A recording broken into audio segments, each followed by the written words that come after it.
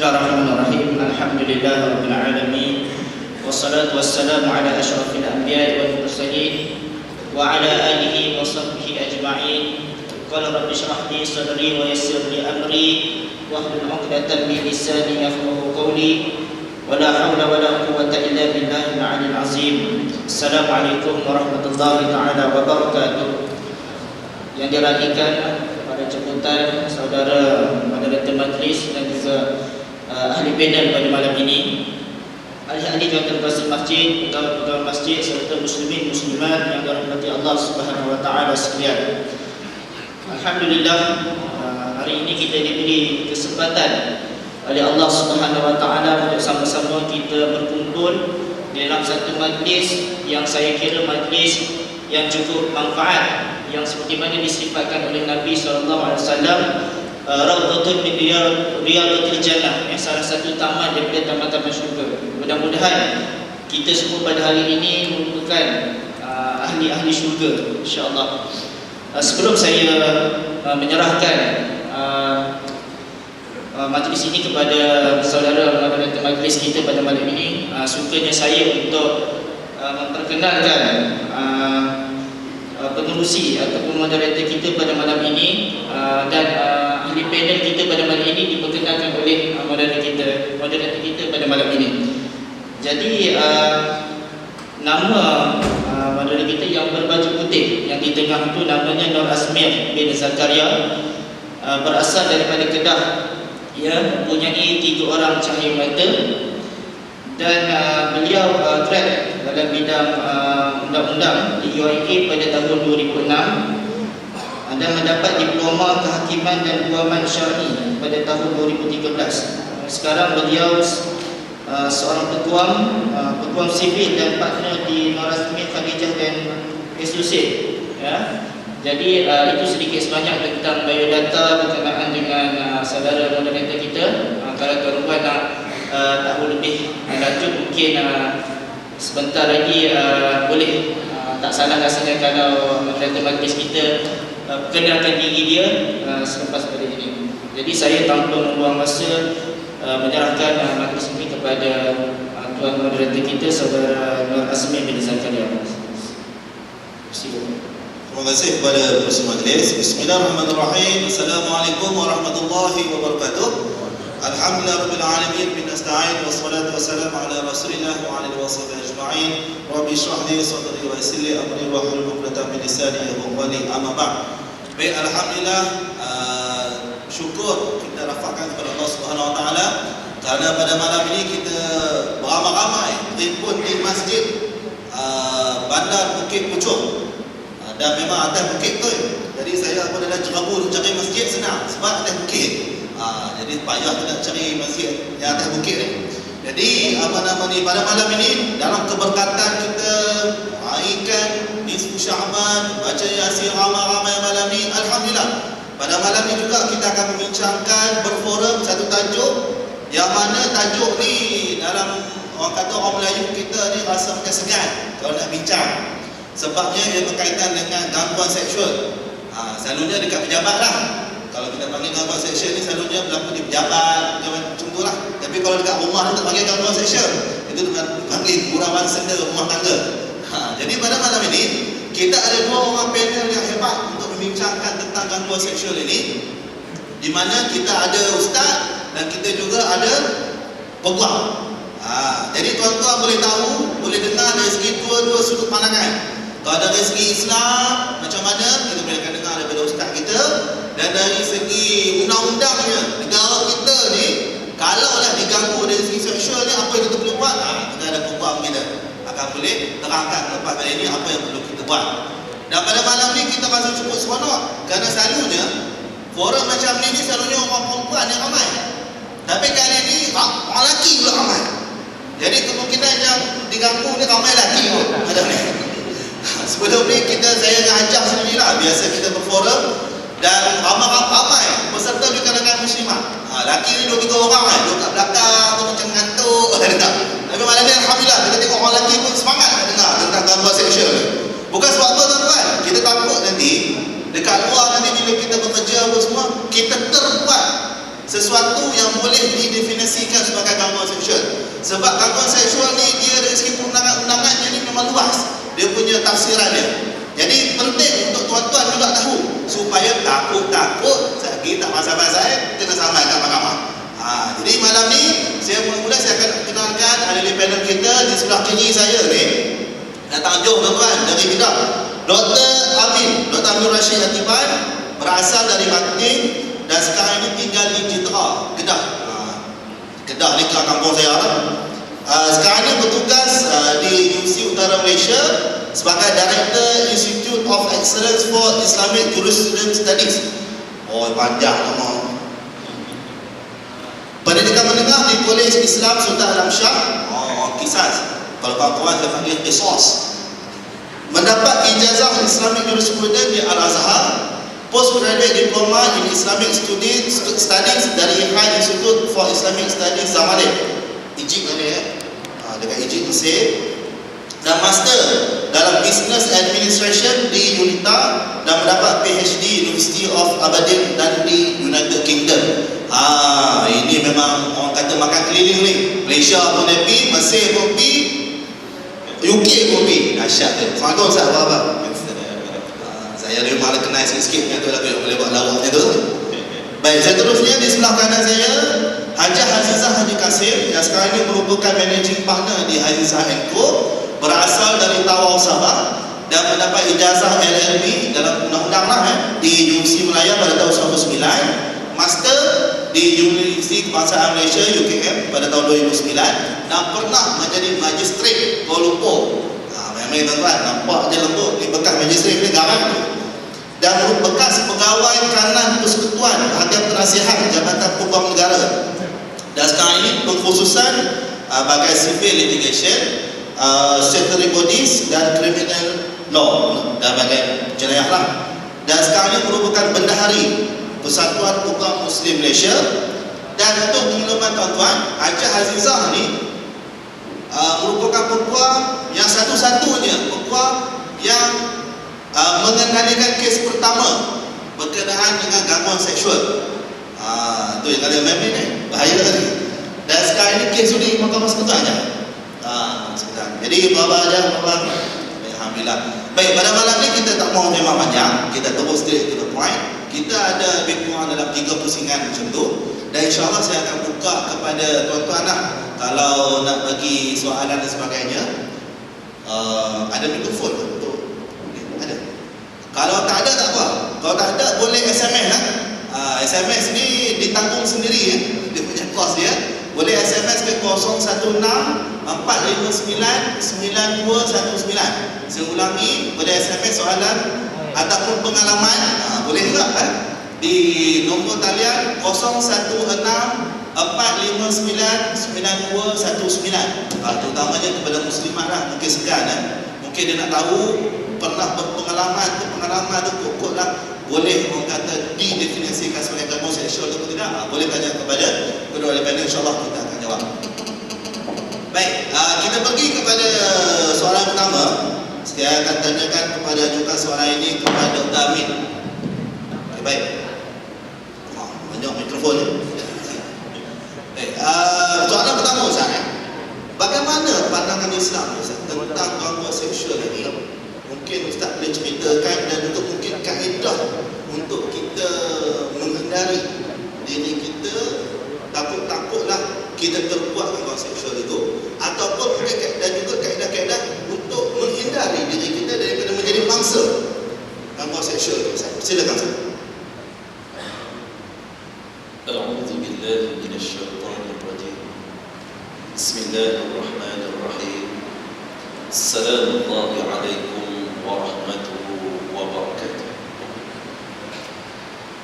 إن الحمد لله نحمد الله سبحانه وتعالى على نعمه التي لا تحصى وإن تعدوا نعمة الله لا تحصوها والصلاة والسلام على سيدنا محمد المبعوث رحمة للأنام وعلى آله وأصحابه ونجوم الاهتداء في الضلال ومن سار على نهجه إلى إلى يوم الازدحام. اللهم أغثنا، اللهم أغثنا، اللهم أغثنا يا رب.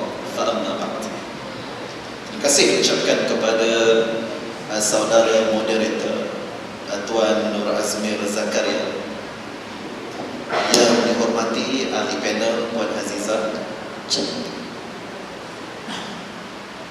tuan-tuan guru, ustaz-ustaz, ustazah-ustazah, tuan-tuan haji, puan-puan hajah, tuan-tuan muslimin dan muslimat sidang hadirin dan hadirat yang dikasihi sekalian. Alhamdulillah, kita bersyukur kehadrat Allah Subhanahu wa taala pada malam ini, meskipun kita sedang diuji dengan ujian jeru, maka sama-sama kita amalkan dan usahakan doa yang saya bacakan tadi, walaupun ringkas. Ini yang paling ringkas.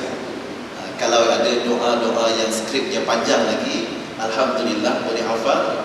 Tapi paling ringkas, kita minta Allah Subhanahu wa taala turunkan hujan yang insya-Allah boleh meminimumkan, boleh merendahkan, dan juga boleh membantu sekurang-kurangnya kadar bacaan yang semakin meningkat, sehingga dilaporkan telah diumumkan cuti untuk sekolah di Selangor dan KL mulai esok sehingga waktu yang akan ditentukan.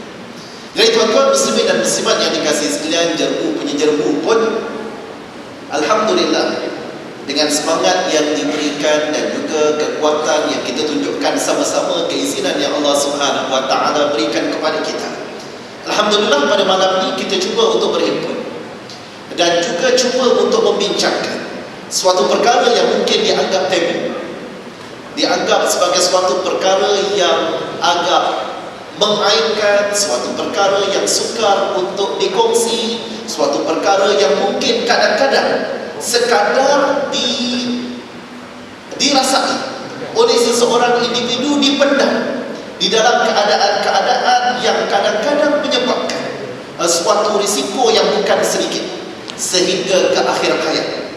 Maka tuan-tuan muslimin dan muslimat yang dikasihi sekalian, merujuk kepada apa yang dinyatakan oleh moderator tadi untuk meninjau bagaimana agaknya di dalam keadaan sebahagian daripada pengkaji-pengkaji yang ada pada hari ini melihat bahawa, termasuk di kalangan pengkaji muslim, merasakan bahawa Islam seakan-akan tidak membicarakan secara serius, ataupun kalau tuan-tuan buka buku fiqh ataupun kitab-kitab yang berkait dengan hukum, maka tak jumpa gangguan seksual, sehingga terminologi yang digunakan dalam bahasa Arab bila orang berbincang ataupun juga refer ini sebagai apa yang disebut di dalam Islam adalah at-taharrush al-jinsi, sexual harassment, sexual assault.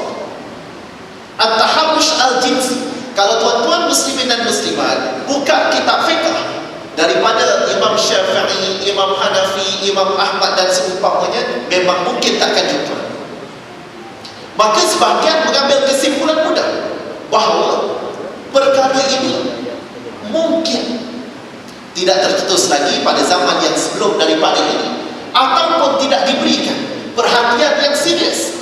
Hatta kalau mungkin tanya kepada pengamal undang-undang dalam konteks mahkamah syariah di Malaysia, ataupun dalam konteks mana-mana mahkamah yang berkait dan juga dirujuk kepada Islam, maka di sana seakan-akan tiada peruntukan pada perkara-perkara yang berkenaan. Betulkan saya kalau saya salah. Jadi tuan-tuan muslimin dan muslimat, dalam membicarakan soal ini pada pandangan dari sudut pandangan syarak, saya cuba untuk berkongsi dengan satu hadis baginda sallallahu alaihi wasallam. Nabi menyebut, tuan-tuan muslimin dan muslimat, walladhi nafsi biyadi. Dalam banyak-banyak hadis, ada beberapa hadis yang Nabi mulakan dengan perkataan ini. Perkataan ini yang boleh untuk difahami secara mudahnya, walladhi nafsi biyadi, sebagai Nabi cuba untuk emphasize, Nabi cuba untuk memberikan penekanan, Nabi cuba untuk memberikan ingatan. Walladhi nafsi biyadi, apa kata Nabi? la tafni hadhil ummah, tidak akan binasa, tidak akan rosak, tidak akan musnah ummah ini, yakni ummah Muhammad sallallahu alaihi wasallam. Apa kata Nabi? Hatta yaqumar rajul ila imra'ah, sehingga mana seorang lelaki, seorang individu lelaki ataupun kaum lelaki. Kadang-kadang Nabi menggunakan rajul merujuk kepada seorang individu, tetapi bila ada ar-rajul merujuk kepada golongan lelaki. Hatta yaqumar rajul ila imra'ah fayaftarishuha fit tariq. Ini Nabi sallallahu alaihi wasallam yang kita baca dalam sejarah. Nabi memperkatakan ini 1500 tahun yang silam. Nabi sallallahu alaihi wasallam telah menyebut ini. Apa kata Nabi sallallahu alaihi wasallam? Memang akan binasa. Akan binasa ummah ini bila mana golongan lelaki yang Nabi sebut di sini akan bangun bingkas ataupun secara mudahnya menyerbu akan golongan wanita. Fayaftarishuha fit tariq, malah bukan setakat menyerbu, tetapi ini bahasa ini mungkin diterjemahkan secara sensitif, adalah meniduri.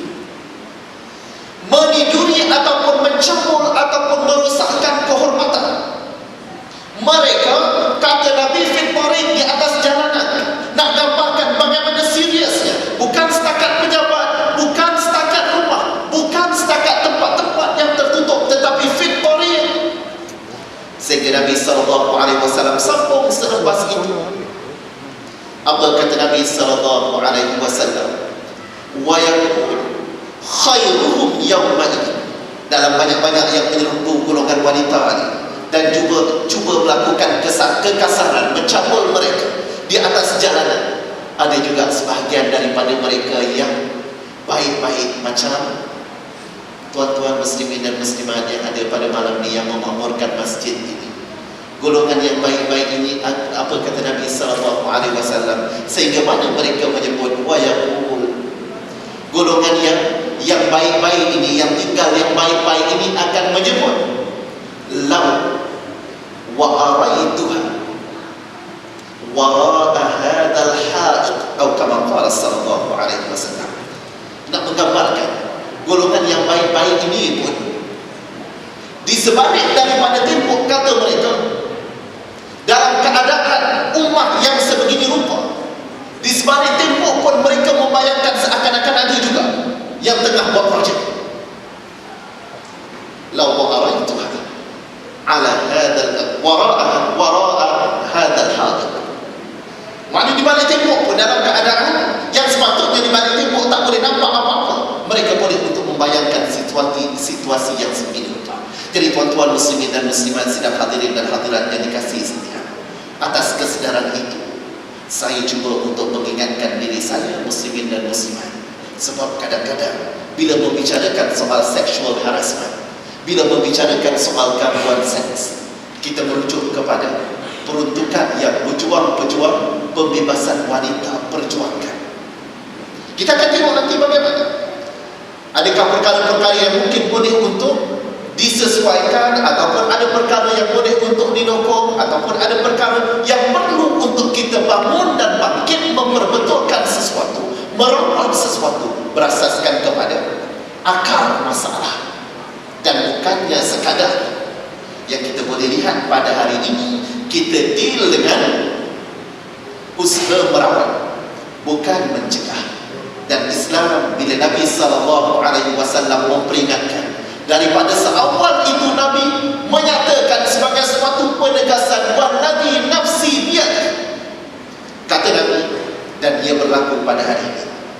Saya berkongsi rasa terkejut bila baca satu kajian menyatakan di kalangan mahasiswa Universiti tempatan, ada satu kajian menyatakan bahawa 35 hingga 70% mahasiswa pernah mengalami perkara-perkara yang membabitkan ataupun disebut sebagai gangguan seksual. Sebahagiannya Tak sedar. Sebahagian dia melihat bahawa ini mungkin bukan gangguan seksual, ini sekadar pegang-pegang sikit-sikit. Ini bukan gangguan seksual, ia sekadar kelip-kelip mata. Ini bukan gangguan seksual sekadar cuba-cuba untuk peluk perempuan ataupun seumpamanya. Maka kajian ini, kajian memang akan berasaskan kepada sampel yang mungkin daripada 1,000 orang ataupun 500 orang, tetapi ia telah menggambarkan bagaimana benarnya hadis Nabi SAW. Lalu tuan-tuan muslimin dan muslimat yang dikasihi sekalian, dengan sebab itu Islam datang dengan suatu definisi yang jelas.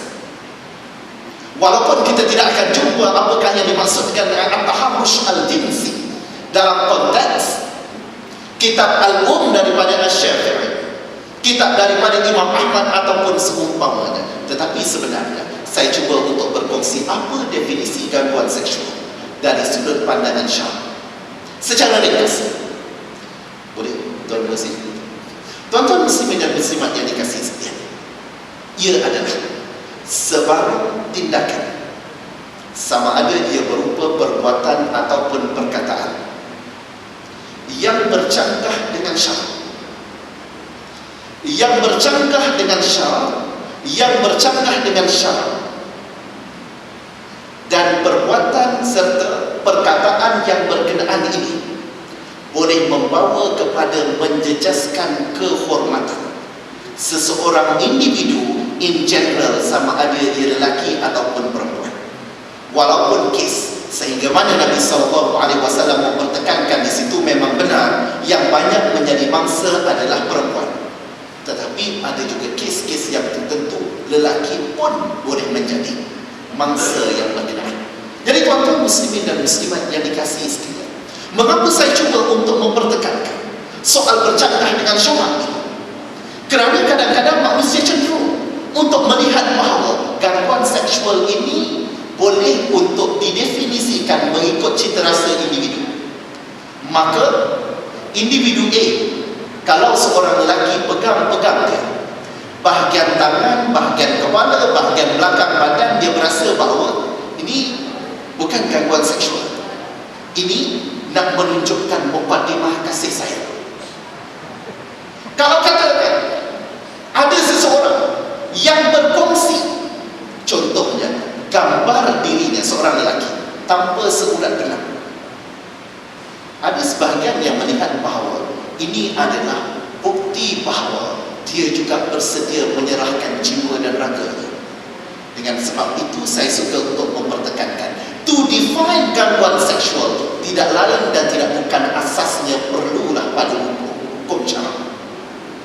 Maka bila pada hukum syarak, tuan-tuan muslimin dan muslimat, gangguan seksual boleh berlaku. Profesor Abdul Fattah Idris, seorang profesor dalam bidang fiqh perbandingan di Universiti Al-Azhar, menerangkan antara gangguan seksual yang didefine dalam konteks perundangan Islam adalah nazar,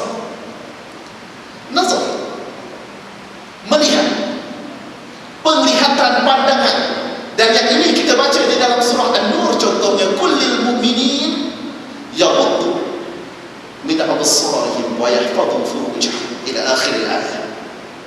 Pandangan. Sebab apa? Tuan-tuan muslimin dan muslimat, boleh berlaku bila seorang lelaki memandang seorang perempuan pada kadar bukan 2 saat, bukan 3 saat, tetapi 5 saat, 5 minit ataupun lebih daripada itu. Sebab kadang-kadang mengambil pengajaran daripada hadis Nabi SAW. Tak tahu belajar daripada tuan guru mana, kata pandangan yang pertama adalah rezeki.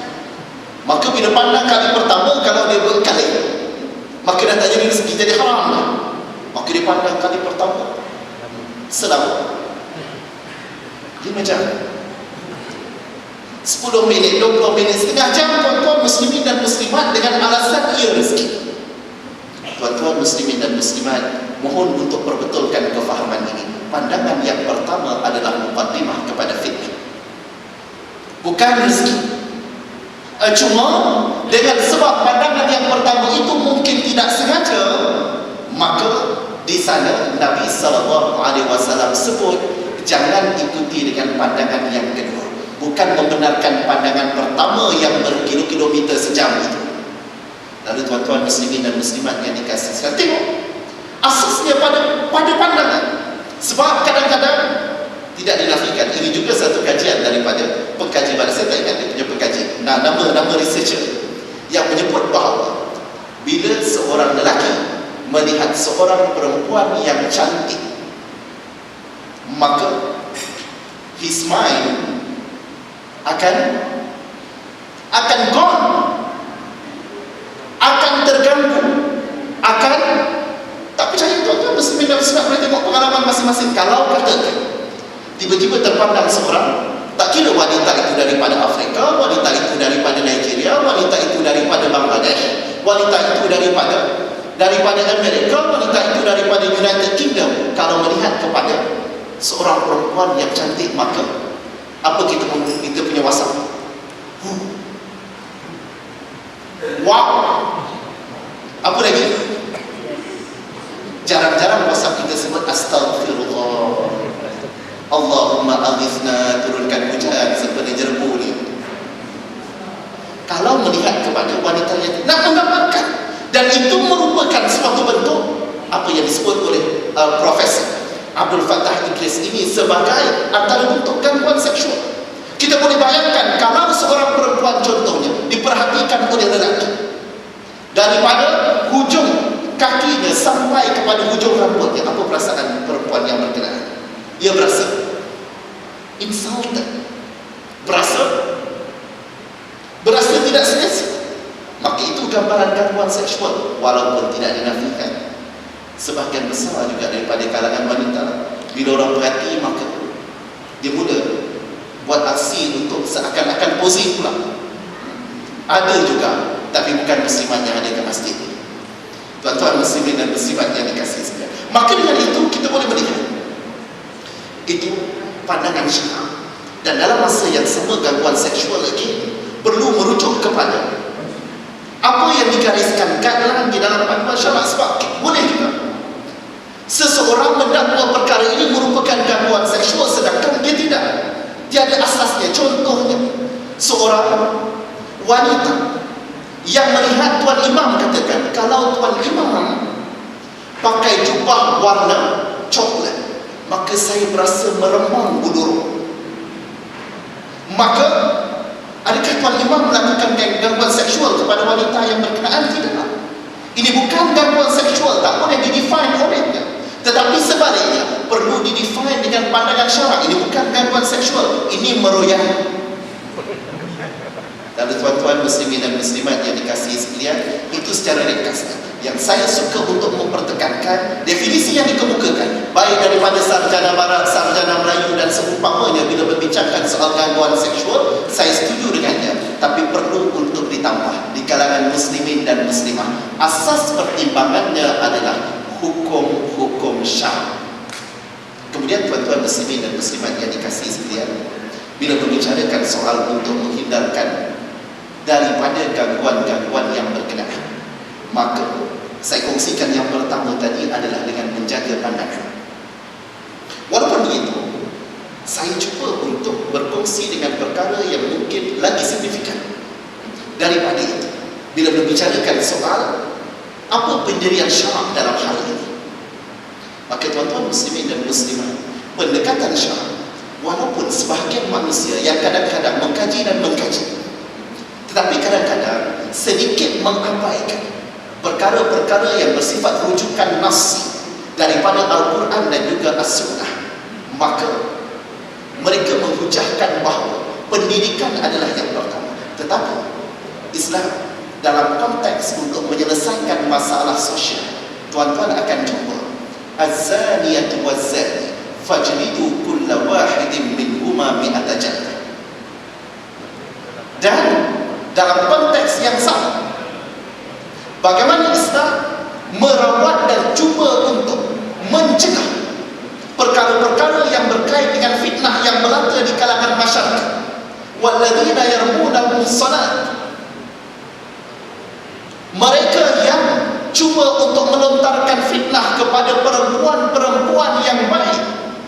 Maka apa kata Allah Subhanahu wa ta'ala? Thumma lam ya'tu bi arba'ati syuhada fajliduhum 80 jaldah. Maka mereka ini, kata Allah Subhanahu wa ta'ala, perlu untuk disebat dengan 80 sebatan. Maka pendirian Islam, apatah lagi di dalam keadaan yang sangat-sangat mendesak ini, adalah pendekatan yang pertama adalah dengan al-uqubah ar-radi'ah, iaitu punishment yang tegas, severe punishment. Kalau tanya kepada bangsa-bangsa gangguan seksual, setuju ataupun tidak kalau mereka yang terlibat di dalam jenayah gangguan seksual ini dijatuhkan hukuman sama macam hirabah? Dibincangkan. Hirabah ni tuan-tuan adalah satu jenayah, kita boleh sebut sebagai merompak kafilah-kafilah yang tertentu ataupun rombongan perniagaan di jalanan. Lebih kurang ambush, yang hukumannya sampai ke peringkat potong tangan kaki. Ataupun kalau mereka terlibat dirompak dan juga dibunuh, maka akan dijatuhkan hukuman bunuh, malah akan dilemparkan mayatnya. Bila mana dijatuhkan hukuman yang berkenaan, maka tuan-tuan muslimin dan muslimat yang dikasihi sekalian, sampai begitu sekali dengan sebab alasan mereka yang menghujahkan begini. Ini bukan pandangan cara-cara orang, tetapi di kalangan ulama yang mengemukakan pandangan the most severe punishment sepatutnya dikenakan kepada penjenayah-penjenayah ini. Kerana apa? Mereka telah merompak kehormatan wanita yang tidak boleh untuk diselesaikan dengan kisos. Contohnya, seorang lelaki menyerang wanita yang berkenaan, melakukan gangguan seksual yang berkenaan, meramas, melakukan tindakan-tindakan yang melampau. Dia tidak boleh untuk dikisos dengan perempuan tersebut, kerabat balik lelaki. Tak boleh jadi macam tu. Maka dihujahkan bahawa lelaki penjenayah ini telah melakukan rompakan kehormatan, dan kehormatan merupakan antara perkara yang fundamental dalam konteks hukum-hukum jenayah di dalam Islam. Maka dengan itu tuan-tuan muslimin dan muslimat, itu penegasan kalau mengikut perundangan Islam, yang walaupun begitu kita wajar akur bahawa dalam kedudukan sekarang, even pada peruntukan-peruntukan yang ada dalam mahkamah syariah ataupun mahkamah sivil, memang perlu ada tindakan lanjut yang segera, yang mungkin akan kita bincangkan lepas daripada ini, insyaAllah. Jadi tuan-tuan muslimin dan muslimat, setakat itu mudah-mudahan kita boleh mengambil manfaat daripada beberapa perkara di sana. Dan bila saya berkongsi tuan-tuan muslimin dan muslimat, saya tidak bercadang untuk impose anything on anybody, tetapi saya berkongsi. Saya bimbang-bimbang juga bila dijemput untuk membincangkan pasal gangguan seksual ini. Takut-takut orang panggil sebagai ustaz gangguan seksual orang. Jadi tuan-tuan muslimin dan muslimat, saya datang untuk berkongsi. Mungkin ada yang boleh untuk dimanfaatkan, mungkin ada perkara yang boleh untuk dibincangkan dengan lebih lanjut, dan mungkin ada perkara yang wajar untuk ditolak dan ditapis ataupun sebagainya. Wallahu a'lam. Okay, terima kasih kepada Dr. Amin. Memang cantik uraiannya. Kita boleh dengar tadi dari segi pandangan Islam terhadap gangguan seksual ini, dan juga dari sudut punishment ataupun hukuman terhadap mereka-mereka yang suka ataupun telah terjebak dengan gangguan seksual ini. Antara benda yang menarik perhatian saya tentang antara bentuk gangguannya adalah nazar saya. Maksudnya kita tengok dia lebih daripada 5 saat gitulah. 5 saat kata. Saya rasa 5 saat ni pulang pun. 1, 2 masih lama dah. Maksudnya kalau 5 saat saya tengok ajar rasa 3 saat je dah kena sepak dah rasanya. Sebab memang rasanya antara benda yang paling penting yang Islam telah sarankan tu adalah memang menundukkan pandangan yang cantik lah. Dan juga dari segi sudut hukuman, macam Ustaz sebut tadi tu, antara perlakuan yang boleh ditafsirkan sebagai gangguan seksual telah meramas. Dia tak ada lah kalau macam meramas, hukumannya ramas panas. Tak boleh. Sedap lah gitu kan. Jadi antara umuman yang Ustaz kata tadi kan, macam banyaklah dari segi sudut perundang-undangan, dari segi sudut Islamnya, kita perlu lihat dari segi sudut apa yang Allah Ta'ala sudah sebutkan tentang sebatan contohnya. Kena 100 kali sebab aku tak buat dah Ustaz. Cuma kita ni dari segi sudut undang-undang sivil ni, kita tanya kepada Hajah sikit. Macamnya kita nak tanya Ustaz Hajah dari segi sudut, kalaulah seseorang itu telah jadi mangsa kepada gangguan seksual, apa yang perkara pertama yang dia kena buat? Menjerit itu confirm lah. Tapi dari segi undang-undangnya, ke mana? Channel mana dia nak pergi? Nak jumpa Tok Imam ke? Nak pergi ke Tok Kadi ke? Mana saja? Silakan. Sebelum itu saya sekali lagi dapat permintaan daripada muslimat. Sekiranya ingin menghantar soalan, saya ulang sekali lagi, nombor telefon 016 459 9219. Saya ulang sekali lagi, 016 459 9219. Bagi tak ada nama pun tak apa, just terus straight to the point, tanya soalan. Kepada muslimin, saya tengok ada mic dekat tengah tu. Selepas daripada sesi Hajah Hafizah, kita akan terus buka kepada soalan. Jadi bersedialah dengan soalan masing-masing. Okay, silakan.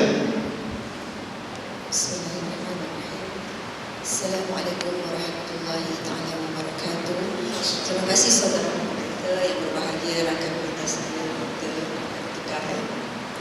ahli dan kuasa masjid, tuan-tuan dan puan-puan yang dirahmati Allah sekalian. Pertamanya saya merakamkan ucapan terima kasih kepada pihak penganjur yang telah memberikan kesempatan kepada saya untuk sama-sama berkongsi dengan tuan-tuan dan puan-puan berkenaan dengan isu yang dibentangkan pada malam ini. Dan saya juga dalam kesempatan ini telah mengambil banyak berkongsi, mengambil ilmu daripada apa yang dibentangkan oleh moderator kita, panelis kita yang pertama.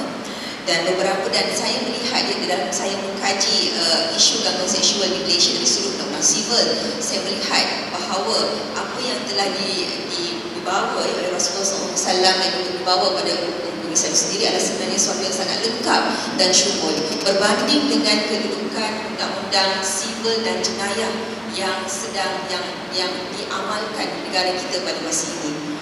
Berbalik kepada persoalan yang dibangkitkan oleh saudara moderator tadi, ke manakah seseorang mangsa itu sekiranya berlaku gangguan seksual kepadanya, kepada siapa dia harus untuk membuat aduan.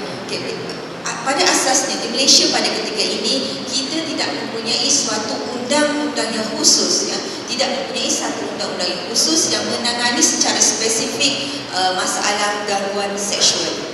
Apa yang ada daripada sudut jenayah adalah dalam Seksyen 509, serangan seksual di mana apabila seorang mangsa itu telah dilakukan ke atas dirinya sesuatu perbuatan ataupun perkataan ataupun apa-apa isyarat yang bertujuan untuk mengganggu ataupun menjatuhkan digniti, maruah dirinya, maka ianya menjadi suatu kesalahan kepada orang yang melakukan. Maknanya secara jelasnya apabila kita kata undang-undang jenayah, maka mangsa boleh membuat laporan polis. Ini adalah undang-undang yang ada secara khusus, secara general di Malaysia pada ketika ini. Namun tuan-tuan dan puan-puan, saya tidak sungguh pun ada peruntukan yang jelas di bawah kanun keseksaan, tetapi secara lazimnya secara lazimnya di Malaysia, sekiranya tidak melibatkan unsur kecederaan, kerosakan kecederaan kepada mangsa, ianya tidak dibawa ataupun tidak dilanjutkan untuk dituduh, maknanya kepada pelaku tidak dituduh. Kerana dalam kes-kes jenayah ini beban pembuktian akan diletakkan kepada mangsa, dan apabila dia melibatkan gangguan secara emosi, apabila kita mengatakan sexual harassment, efek yang jelas kesan kepada mangsa kebanyakannya adalah kepada gangguan emosi dan mental. Jadi dua perkara ini adalah sangat sukar untuk dibuktikan. Sebab itulah apabila kita menjadi mangsa, remedi undang-undang itu sangat sukar untuk diperolehi, dan melainkan beberapa siri perbuatan berlaku, kemungkinan akan ada kes. Yang pertamanya. Yang kedua, apa yang berlaku di Malaysia pada ketika ini adalah tidak juga terdapat peruntukan yang secara khusus untuk menangani gangguan seksual dari segi undang-undang sivil. Kalau kita lihat ya tuan-tuan dan puan-puan yang dirahmati Allah sekalian ya, di Malaysia kita mengamalkan perundangan sivil iaitu melibatkan jenayah dan sivil. Sivil melibatkan jenayah dan sivil.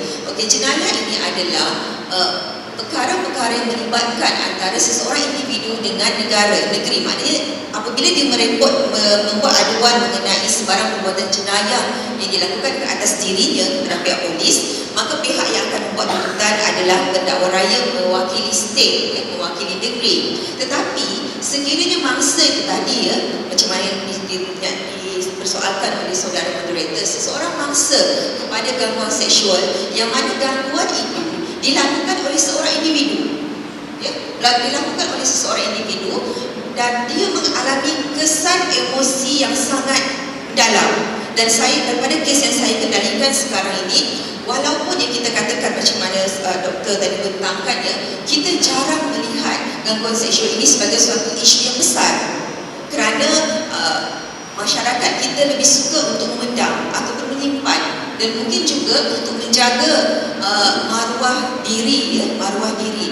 Jadi dalam kes melibatkan gangguan seksual, kebanyakan mangsa akan mengalami kesan yang sangat traumatik ya, daripada apa yang saya kendalikan. Mangsa sehingga mengalami terpaksa dirujuk kepada pakar psikiatris dan menjalani rawatan sebagaimana seorang sakit jiwa.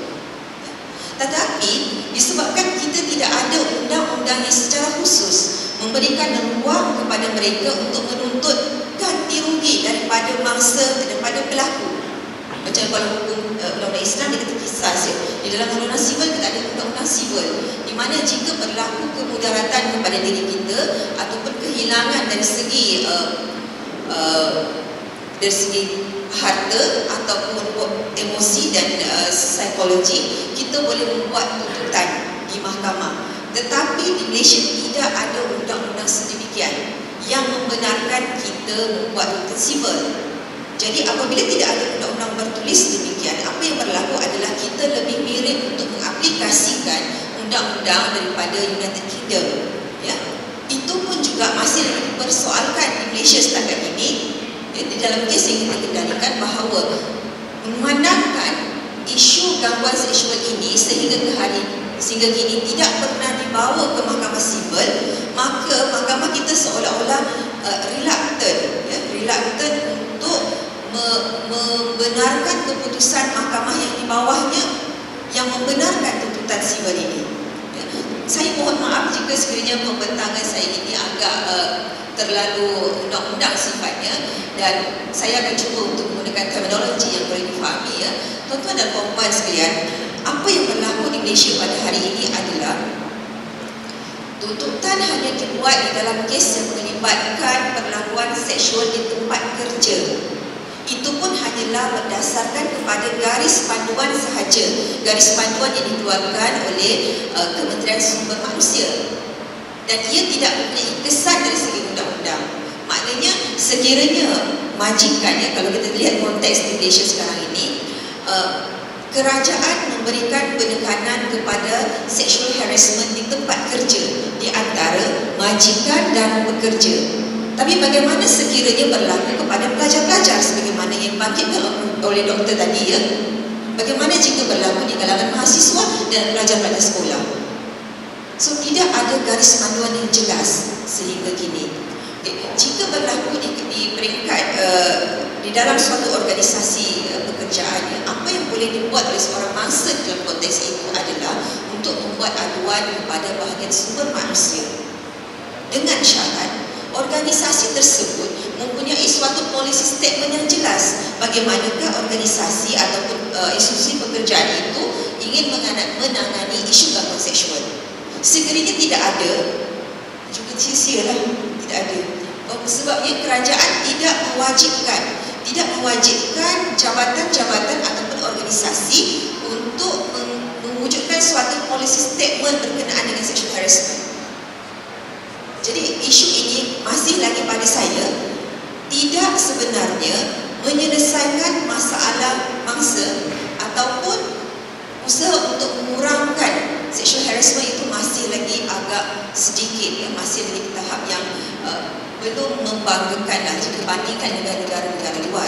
Saya bandingkan ya, jika kita melihat kepada India, di India sendiri mereka tidak mempunyai suatu undang-undang sebagaimana di Malaysia tentang bagaimana untuk menangani ataupun melindungi mangsa-mangsa yang menjadi mangsa kepada gangguan seksual. Tetapi apa yang berlaku adalah organisasi iaitu persatuan-persatuan yang melibatkan NGO wanita di sana telah memfailkan satu tindakan, telah memfailkan suatu permohonan di Mahkamah Agung di India untuk meminta Mahkamah India mengeluarkan suatu garis panduan dan berbentuk undang-undang. So kalau kita di Malaysia, undang-undang dibuat oleh parlimen, ya, begitu juga di India. Tetapi disebabkan parlimen tidak membuat undang-undang, maka mereka pergi ke mahkamah dan mengarahkan mahkamah mengeluarkan suatu bentuk arahan, garis panduan yang mempunyai kesan yang sama dengan undang-undang, agar memberikan satu remedi kepada mangsa, memberikan satu jalan kepada mangsa untuk mereka dilindungi, diberikan hak untuk dilindungi di bawah undang-undang, sehinggalah suatu undang-undang tertulis dibuat. Tetapi tidak berlaku di negara kita. So, sehingga insyaAllah, sehingga keputusan kes yang kita buat di Mahkamah Persekutuan ini diputuskan, sama ada Malaysia membenarkan mangsa gangguan seksual pergi ke mahkamah membuat tuntutan untuk mendapatkan ganti rugi, ya, mendapatkan ganti rugi akibat kesan-kesan psikologi dan emosi yang dialami olehnya, maka sehingga itulah kita tidak mempunyai sebarang bentuk undang-undang untuk melindungi generasi kita, khususnya mungkin saudara mara kita, anak-anak kita tidak tahu, tidak ada undang-undang sedemikian.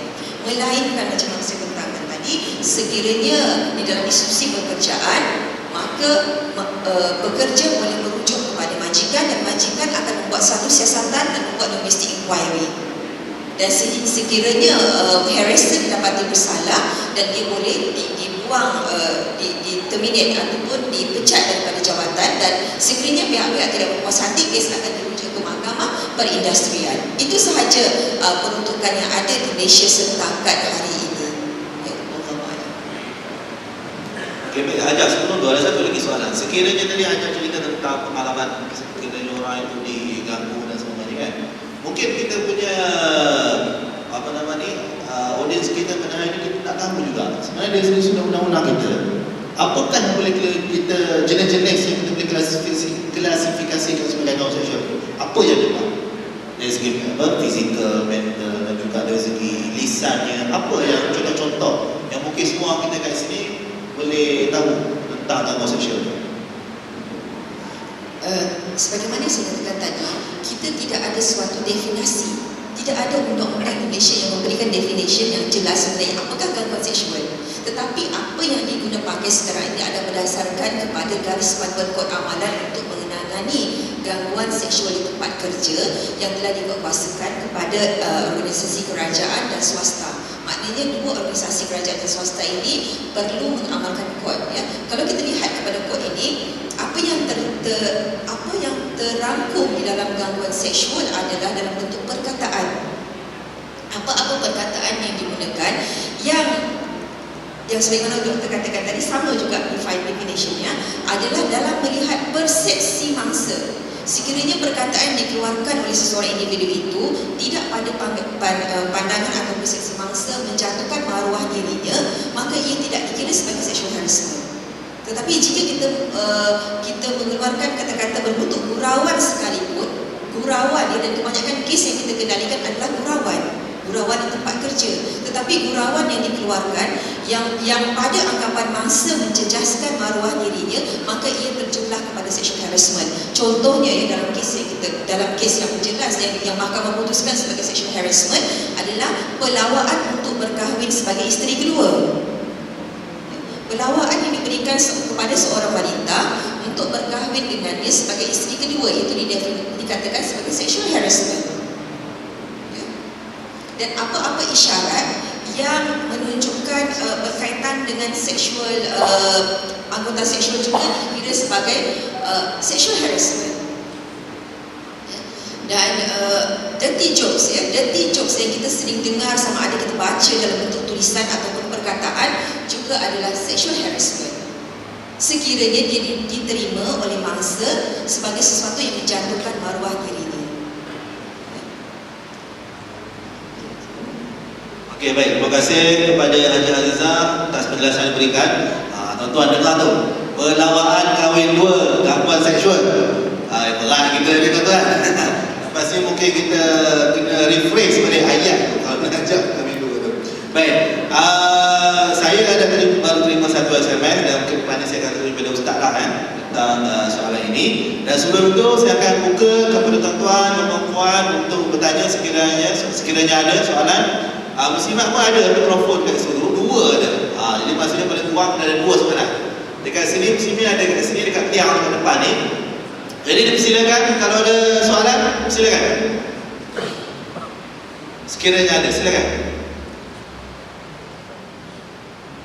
Silakan. Oh, tak ada. Pakat-pakat takut tanya ni. Muslimat ada? Tak ada, tak apa, mungkin belum lagi. Mungkin sejuk lagi dengar tu semua yang apa yang terangkan oleh Hajah tadi tu mungkin agak menakutkan jenis gangguan seksual ni. Baik, kita pergi kepada Ustaz Dr. Amin. Dr. Amin. Ya, ada. Silakan. Assalamualaikum. Assalamualaikum. Saya nak bertanya, saya tak pasti panel yang mana. Okey, boleh beritahu nama? Dan dari mana? Nama saya Aizah. Azhar. Aizah. Saya Saya nak tanya daripada sudut teknikal yang mungkin terlibat. Biasanya daripada keputusan undang-undang yang ambil kira adalah tempoh laporan. Daripada pelakuan atau daripada kejadian. Daripada sudut sivil dan juga daripada sudut syarak. Kalau daripada sudut sivil mungkin dalam tempoh 6 tahun, atau daripada sudut syarak kita tak tahu macam mana. Kalau okey, Cik Aizat biasa kena gangguan ke? Biasa kena gangguan? Itu tanya pokok tanya sebab 6 tahun tu. Dia nak kira tu kan 6 tahun tu kan. Okay, baik. Ada lagi tak? Ada buka soalan lagi? Muslimat tak ada? Okey, tak ada. Tak apa. Muslimat ada tanya SMS saya. Mungkin pada kita akan boleh tanya Ustaz. Okey, tentang dari segi teknikal ni, dari segi undang-undang. Bagaimana aja tentang untuk melaporkan sekiranya berlaku sebagai apa ada tak tempohnya? Dari segi sudut mahkamah sivil dan juga mahkamah syariah. Silakan. Terima kasih kepada saudara yang bertanya. Okey, apabila kita bercakap tentang isu time frame ya, berapa lama kita boleh buat aduan daripada kejadian sehingga tarikh aduan dibuat, ada tak sekatan-sekatan yang diberikan oleh undang-undang? Okey, kalau kita bercakap dari soal undang-undang jenayah, contohnya mangsa ingin buat laporan polis supaya pelaku itu diambil tindakan oleh pihak polis terhadap kegiatan jenayah. Sebab kita katakan gangguan seksual itu apabila dimasukkan dalam kanun keseksaan telah dikira sebagai satu kesalahan jenayah, maka tidak ada tempoh yang diberikan oleh undang-undang jenayah. Maknanya tidak ada time frame. Tapi kita kena ingat, meskipun tidak ada time frame, yang akan menjadi masalah adalah kaedah pembuktian. Ya, bagaimana kita hendak membuktikan sekiranya kejadian itu berlaku pada beberapa tahun yang lampau? Bolehkah kita mendapatkan saksi? Kerana dalam kes-kes sebegini memerlukan kepada keterangan sokongan, ya, memerlukan kepada keterangan sokongan. Okey, itu dari segi undang-undang jenayah.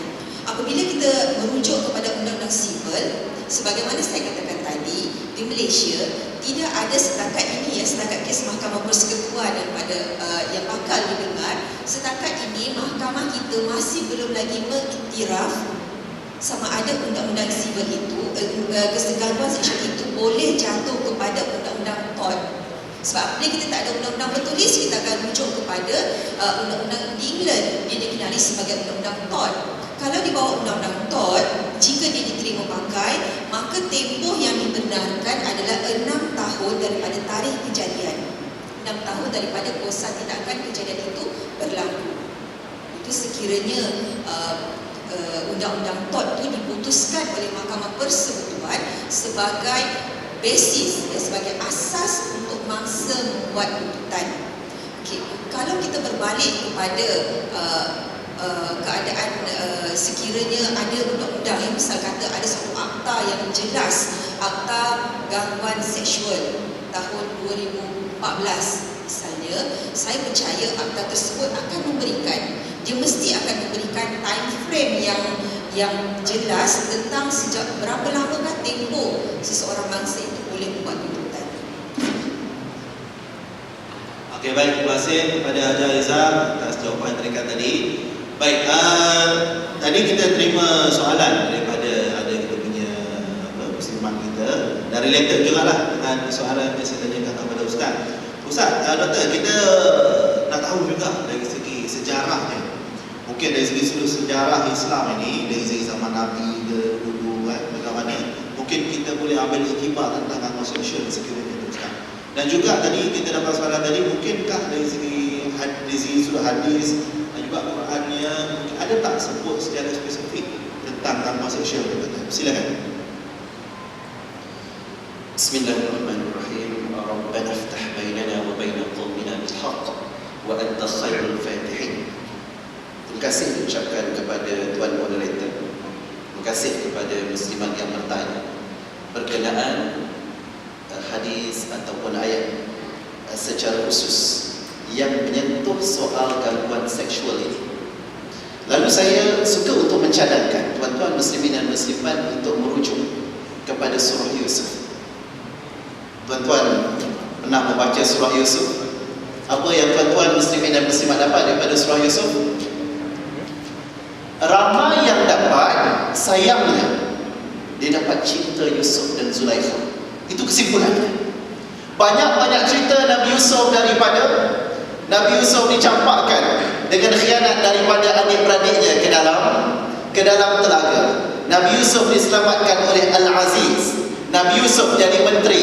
Nabi Yusuf begitu begini mentafsir mimpi dan seumpamanya. Tapi kesimpulan yang paling mahal adalah cinta Yusuf dan Zulaikha.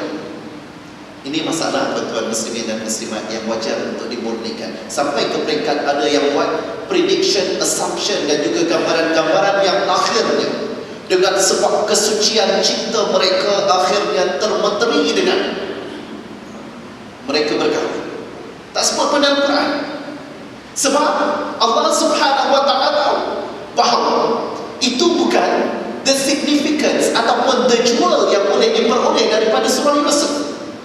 Kenapa agaknya tuan-tuan muslimin dan muslimat Allah sebut contohnya dalam ayat 23. Siapa-siapa ada Quran boleh rujuk ayat 23. Allah Subhanahu wa taala sebut wa wadathu allati huwa fi baitiha an nafsi wa ghallaqatil abwab wa qalat haytak qala ma'adallah innahu rabbi ahsanu maswaya innahu la yuflihu adh-dhalimun.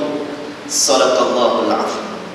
Dalam ayat ini Allah Subhanahu wa taala menggunakan term murawadah.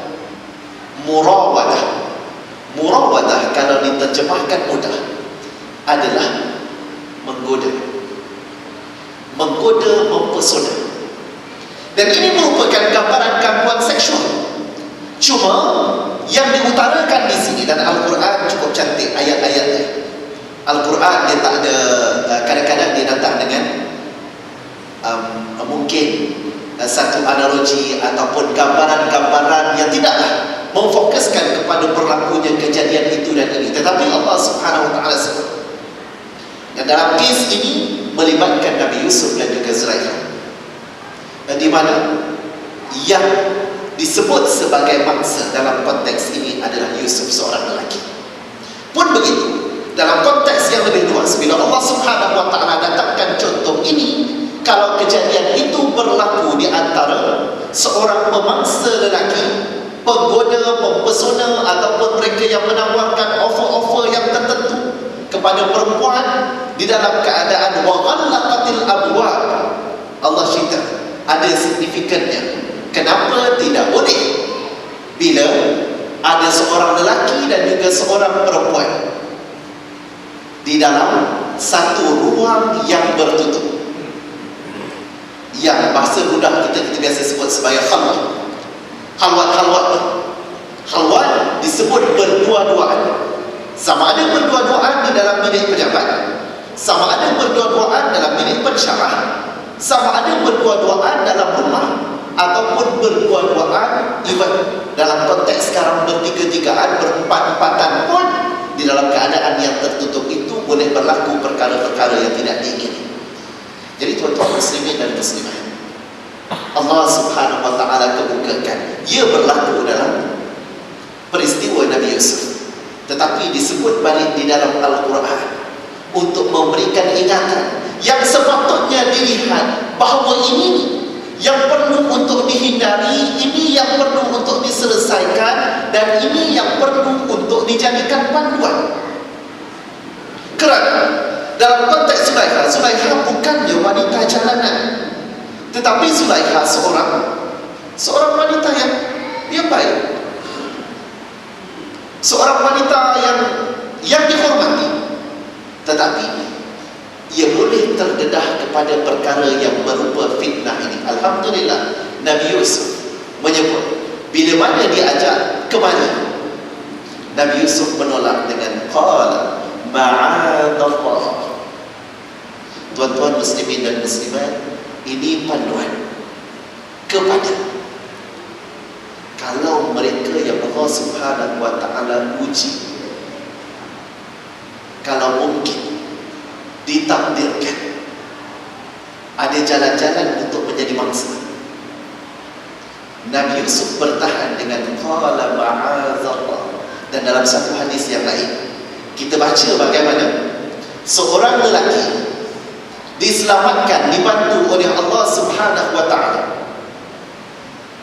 bila mana dalam cerita ni, lelaki-lelaki yang terperangkap dalam gua tu kan, bukan Ashabul Kahfi dalam hadis, kisah yang panjang macam mana pintu gua tu tertutup, kemudian dia bertawassul dengan amal. So antara amal yang disebut, hadis ni panjang jadi saya ringkaskan saja.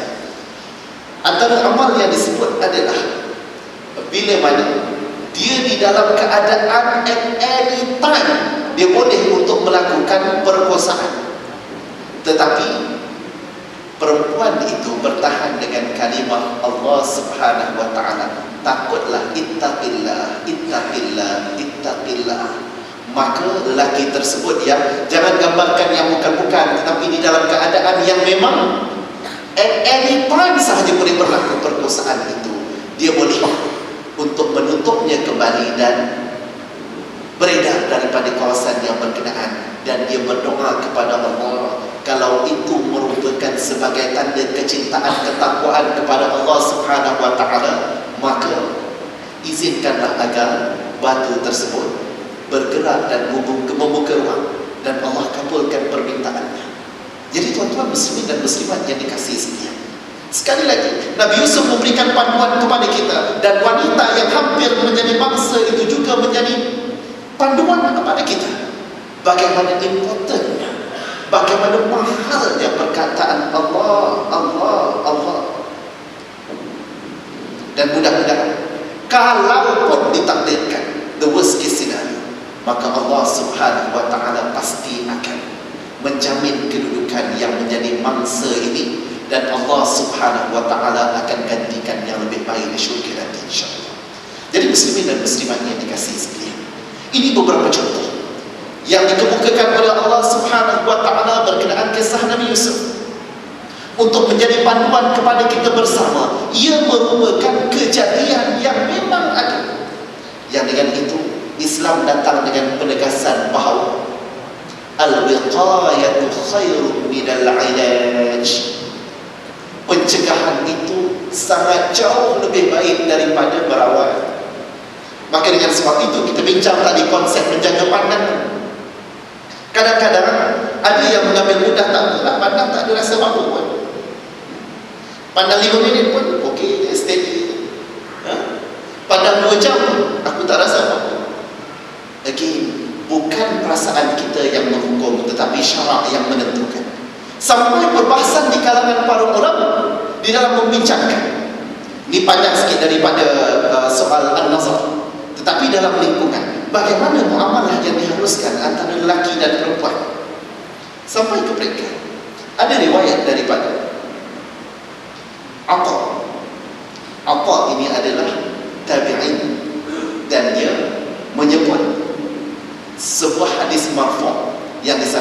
kepada baginda sallallahu alaihi wasallam yang menyebut bahawa la lin nisa'i salam wa la alaihin salam. Apa maksudnya tuan-tuan muslimin dan muslimat yang dikasihi sekalian? Tiada keharusan ataupun bukanlah galakan, tiadalah bagi seorang lelaki perlu untuk bagi salam kepada perempuan. Dalam keadaan contohnya kita jumpa seorang, tak kira mungkin jiran kita, mungkin kawan kita, mungkin kawan sekolah lama kita, la lin nisa'i salam, di dalam keadaan Allah Subhanahu wa taala melalui lidah Rasulnya menggalakkan untuk kita bagi salam sesama kita. Tetapi dalam konteks mencegah ini, sebab kadang-kadang memang kita mula chatting kita, ini bukan lagi jumpa, chatting kita. Assalamualaikum warahmatullahi, waalaikumsalam warahmatullahi, dah makan ke belum, makan lauk apa, hari ni pakai baju apa, mula dengan salam cantik, tetapi dia melorong jalan kepada jalan-jalan fitnah, jalan-jalan yang kita nak tahu. Dan tuan-tuan muslimin dan muslimat, ia adalah fakta meningkat kes perceraian antaranya adalah dengan sebab Facebook. Betul kan? Yang dengan Facebook boleh jumpa lagi kekasih lama, yang dengan Facebook boleh jumpa lagi girlfriend masa zaman tadika dulu. Yang dengan sebab itu sehingga mula-mula memang niatnya betul, tetapi lama-lama dia jadi lain, mula untuk mengadu. Aduan pula diterima dengan penuh kasih sayang dan penuh concern, dan menyebabkan kadang-kadang rasa bosan terhadap suami yang mungkin balik-balik marah. Tetapi kekasih zaman tadika ini begitu indah chatting bahasanya, maka tuan-tuan muslimin dan muslimat tanpa sedar, rupanya salam, rupanya kalam, rupanya perbincangan itu adalah ruang-ruang gangguan seksual yang membuka ruang bukan setakat kepada berlakunya perkara-perkara yang tidak diingini, tetapi memungkinkan kemurkaan di sisi Allah Subhanahu wa taala. Maka dengan sebab itu tuan-tuan muslimin dan muslimat, dalam hadis yang saya sebut dan penting itu tadi, ada yang tidak bersetuju bahawa kalau jumpa takkan tak bagi salam. Maka saya cenderung untuk menyatakan tidak wajib. Dan kalau berdasarkan kepada hadis ini, wala alaihinna salam, kalau seorang lelaki bagi salam kepada seorang perempuan dan dia bimbang ia akan membuka ruang kepada jalan-jalan fitnah, maka tak salah kalau dia tidak menjawab salam yang berkenaan.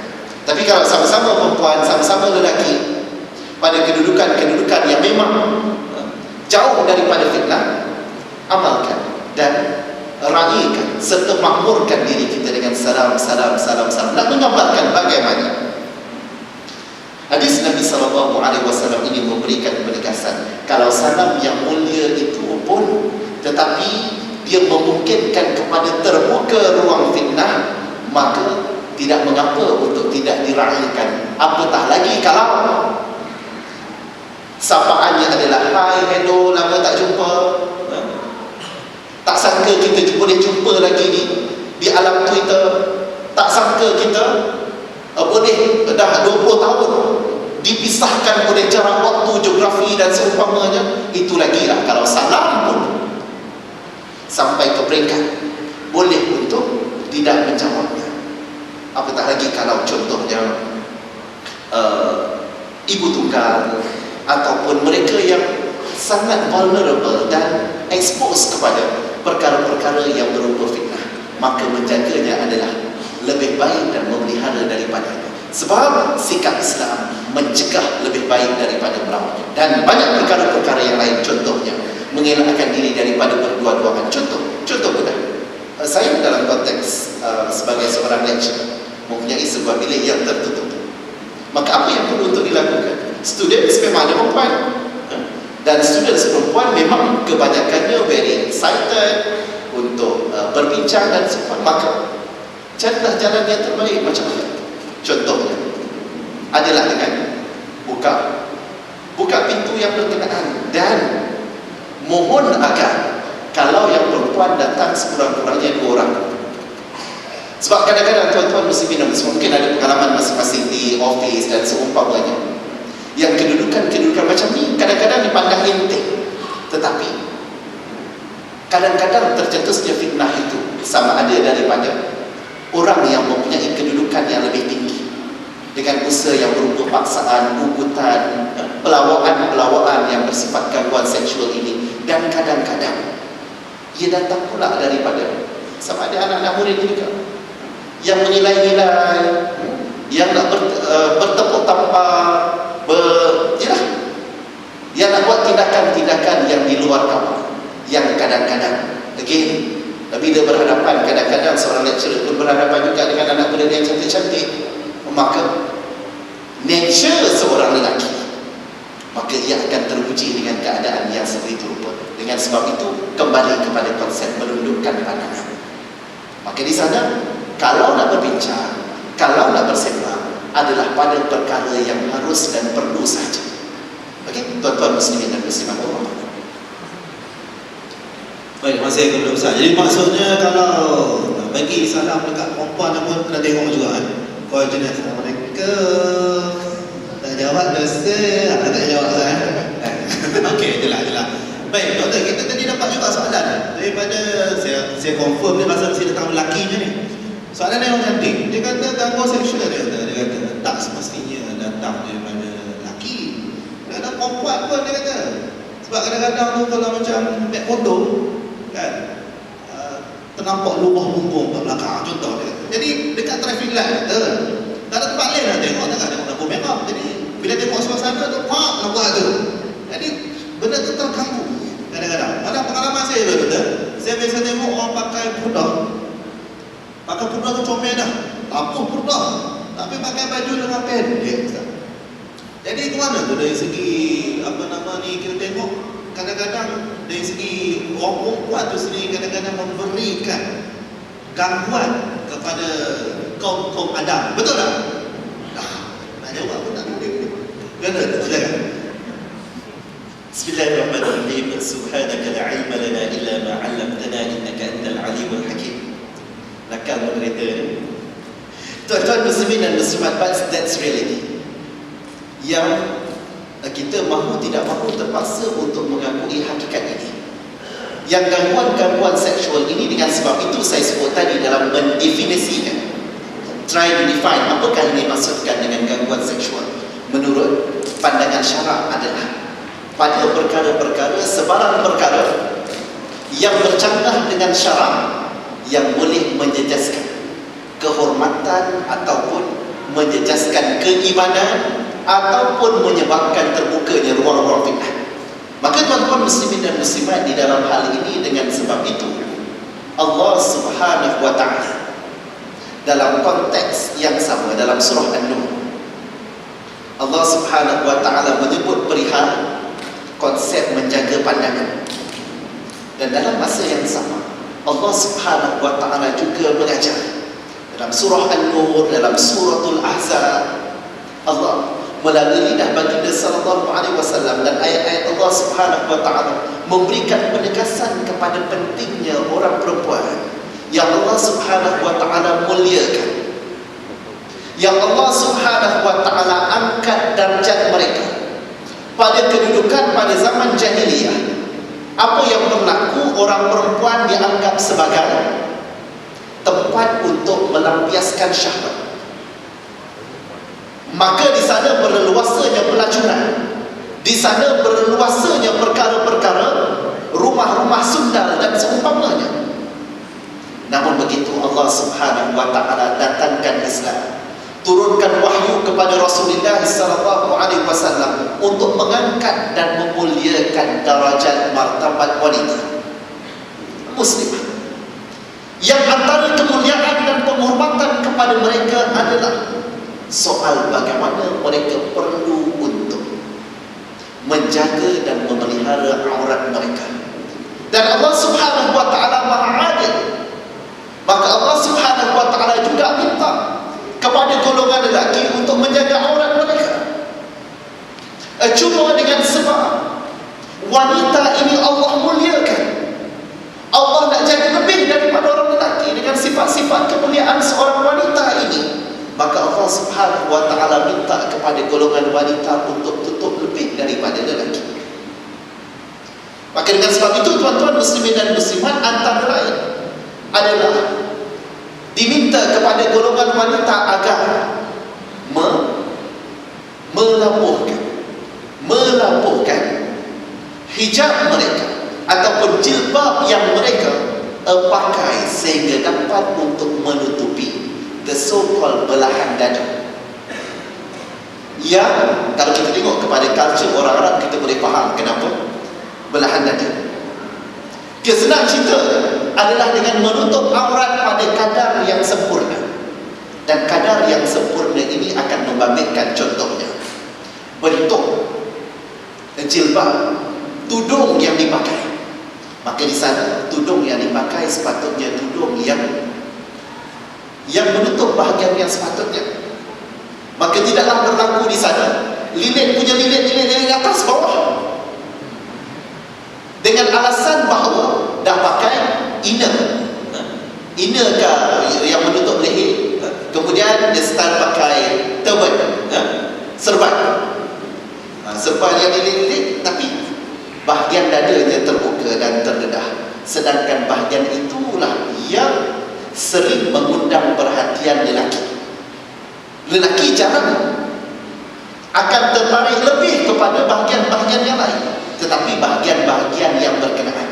Maka dengan sebab itu perlu untuk dilabuhkan bahagian dada dan menutupi bahagian punggung seorang wanita. Dan ini jelas ia adalah suatu panduan yang Allah Subhanahu wa ta'ala maha adil. Allah tahu, Allah yang ciptakan manusia, Allah yang ciptakan wanita. Maka sepatutnya tidak timbul soal tu laki boleh, kenapa lelaki antara pusat dengan lutut sahaja? Bukan itu soalnya, tetapi soalnya adalah bagaimana kita mengambil sesuatu itu di atas dasar ketakwaan kepada Allah Subhanahu wa ta'ala, bukan setakat logik akal kita semata-mata. Maka tuan-tuan muslimin dan muslimat, di dalam hal ini saya suka untuk menyeru kepada muslimin dan muslimat, tak kira sama ada lelaki maupun perempuan, kita sama-sama merancangkan kempen untuk menutup aurat dengan sempurna. Lelaki pun kena tutup aurat juga, sebab kadang-kadang bermudah-mudahnya lelaki, Allah dah bagi mudah, dia mudahkan lagi, shorten the shorts. Maka dia tak rasa tak bersalah kalau dia pakai seluar pendek pun. Dia rasa tak bersalah kalau mendedahkan, ialah basuh kereta dengan alasan basuh kereta akan basah baju, maka sekadar pakai seluar sahaja. Kebetulan kawasan-kawasan yang berkenaan mengizinkan kepada terlihatnya aurat bahagian pusat dan seumpamanya. Jadi tuan-tuan muslimin dan muslimat, dalam hal ini ia merupakan tanggungjawab kita bersama. Dan kadang-kadang orang lelaki sebenarnya memikul tanggungjawab yang lebih besar. Anak-anak kita mungkin anak-anak dara perempuan, isteri-isteri kita of course perempuan. Maka tanggungjawab kita mengingatkan, tanggungjawab kita menjaga mereka, kerana mereka mungkin jalan kita ke syurga, tetapi mereka mungkin juga memungkinkan kita ke neraka Allah Subhanahu wa ta'ala wal-'iyaz billah. Wallahu a'lam. Baik, terima kasih kepada doktor. Muncullah orang kata orang lelaki ni perut buncit itu tidak dah diklasifikasikan secara global sebagai seksi. Kalau tak, asalnya ramai perempuan repot dah kira kita ni. Baik Ajah, kita nak tanya Ajah, sebab Ajah ni kita dapat tahu terlibat dengan kes pertama tentang homoseksual ni. Mungkin kerana kita dengar cerita daripada Ajah sendiri, sebenarnya dalam kes tu apa ceritanya Ajah? Apa yang telah berlaku dalam kes tu dan apa yang telah mahkamah memutuskan? Kita tak payah cerita tentang siapa dan siapa bangsanya, cuma kita tahu dari segi cerita fakta ni, supaya menjadi iktibar kepada semua yang dengar pada malam ini. Silakan Ajah. Bismillahirrahmanirrahim. Terima kasih saudara moderator. Sebenarnya tuan-tuan dan puan yang dirahmati Allah, sebelum ini saya tidaklah membuat kes-kes sexual harassment itu sebagai suatu kajian saya yang pertama. Sebenarnya kes gangguan seksual ini datang kepada saya way back tahun 2009 lagi sebenarnya, ya. Dan walaupun di awal karier saya sebagai peguam saya mengendalikan kes-kes jenayah, saya buat kes-kes rogol dan seumpamanya, tapi saya tak pernah lagi mengendalikan kes-kes gangguan seksual. Ini first time kes yang pertama datang ni, pada mula ni saya tolak sebab saya lihat dia melibatkan satu organisasi yang melibatkan majikan yang sangat kalau kita kira ya, organisasi Islam sebenarnya organisasi tersebut ya, yang membawa syiar Islam. Okey, apa yang berlaku adalah mangsa ini merupakan seorang wanita yang belum berkahwin, berusia 40 tahun, belum berkahwin, seorang yang mempunyai jawatan yang tinggi di dalam organisasi tersebut ya. Tetapi majikannya, bosnya lah, ketua jabatannya ya, sering memberikan dirty jokes ya, di pejabat. Maknanya macam mana saya katakan tadi, pelawak untuk berkahwin. Dia kata dalam nada bergurau, awak tak kahwin lagi. Dia kata awak ni selalu sakit kepala, awak ni kena kahwin tau, awak kahwin dengan saya lah, awak nak tak? Saya banyak duit. Itu contoh-contoh dirty jokes yang diberikan. Tapi apa kesan kepada wanita berusia 40 tahun yang belum berkahwin?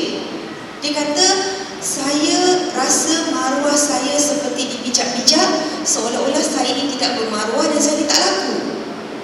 Itu adalah andaian perempuan tersebut. Tapi tidak itu sahaja, terdapat beberapa siri-siri gangguan seksual berbentuk dirty jokes yang saya rasa saya tidak mampu untuk menceritakannya di sini. Tuan-tuan dan puan boleh membaca di Jurnal Undang-Undang, telah saya percaya boleh didapati di Jurnal Undang-Undang.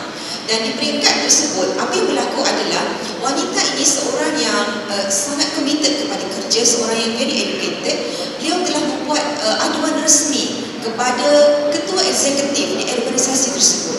Tetapi dalam masa yang sama, yang majikan di Malaysia ni, saya lihat mereka ingin melindungi mangsa.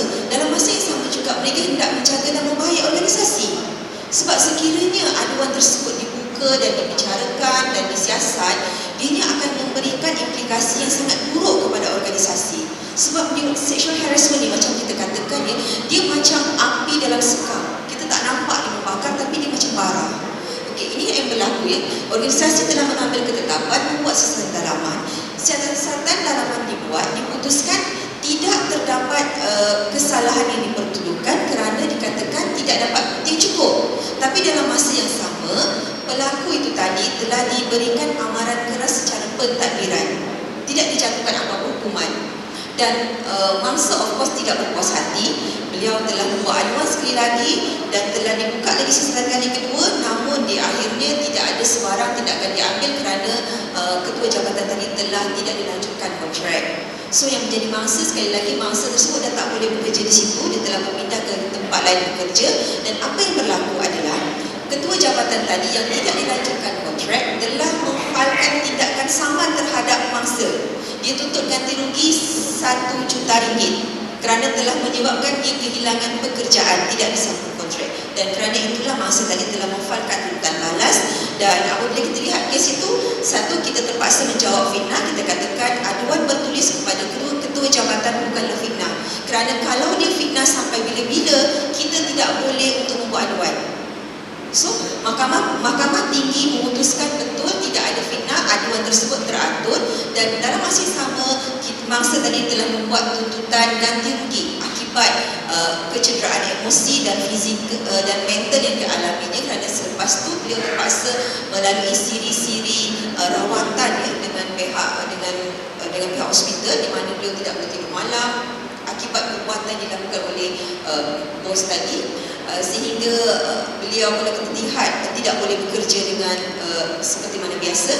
Seringkali kalau kita lihat dia dalam keterangannya, dia akan masuk ke tandas, dia akan ambil pensel, dia akan patah-patahkan pensel, dan imagine pensel tu kepala bos dia yang dia nak kata, dan setiap hari kalau nak pergi kerja, dia kata dia harap bos dia tu sakit jantung, meninggal tak payah jadi bos. Sampai macam tu sekali gangguan emosi dan mental yang dialami oleh mangsa. Saya tak pernah mengendalikan kes sendiri, ini kes yang kali pertama. Dan apabila kita menang di Mahkamah Tinggi, kes telah dirayu ke Mahkamah Rayuan. Sekali lagi di Mahkamah Rayuan, Mahkamah mengesahkan keputusan Mahkamah Tinggi.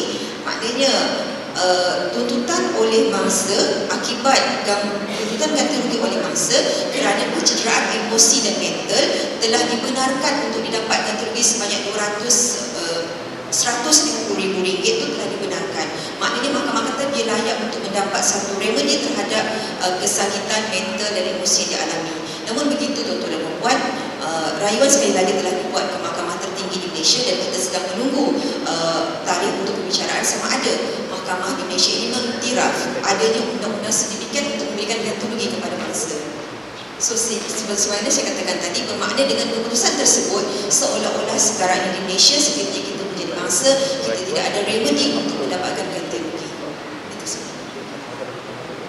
Okay, baik, masih kepada Hajah. Jadi maksudnya boleh buat duit ni, siapa yang kena gangguan sosial ni. Jadi tu kes tu berapa Hajah dapat ni? 150,000. Oh, banyak tuan-tuan. Jadi lepas ni boleh lah, tuan-tuan yang lelaki ni pun masa terganggu tu kita boleh dapat. Baik, ada soalan lagi tadi daripada tuan-tuan tadi. Jadi cuma sebelum tu saya mungkin nak buka satu lagi tak akhir kepada tuan-tuan dan juga puan-puan, sekiranya ada soalan yang nak dikemukakan kepada ahli panel, silakan. Bersihin, mic-nya dekat situ, bersimak ada dekat depan. Mic tu sebenarnya boleh dipasang kat belakang tu. Dia wireless. Ada tak? Silakan. Tak ada. Okay, kalau tak ada, ya, silakan Ustaz. Assalamualaikum.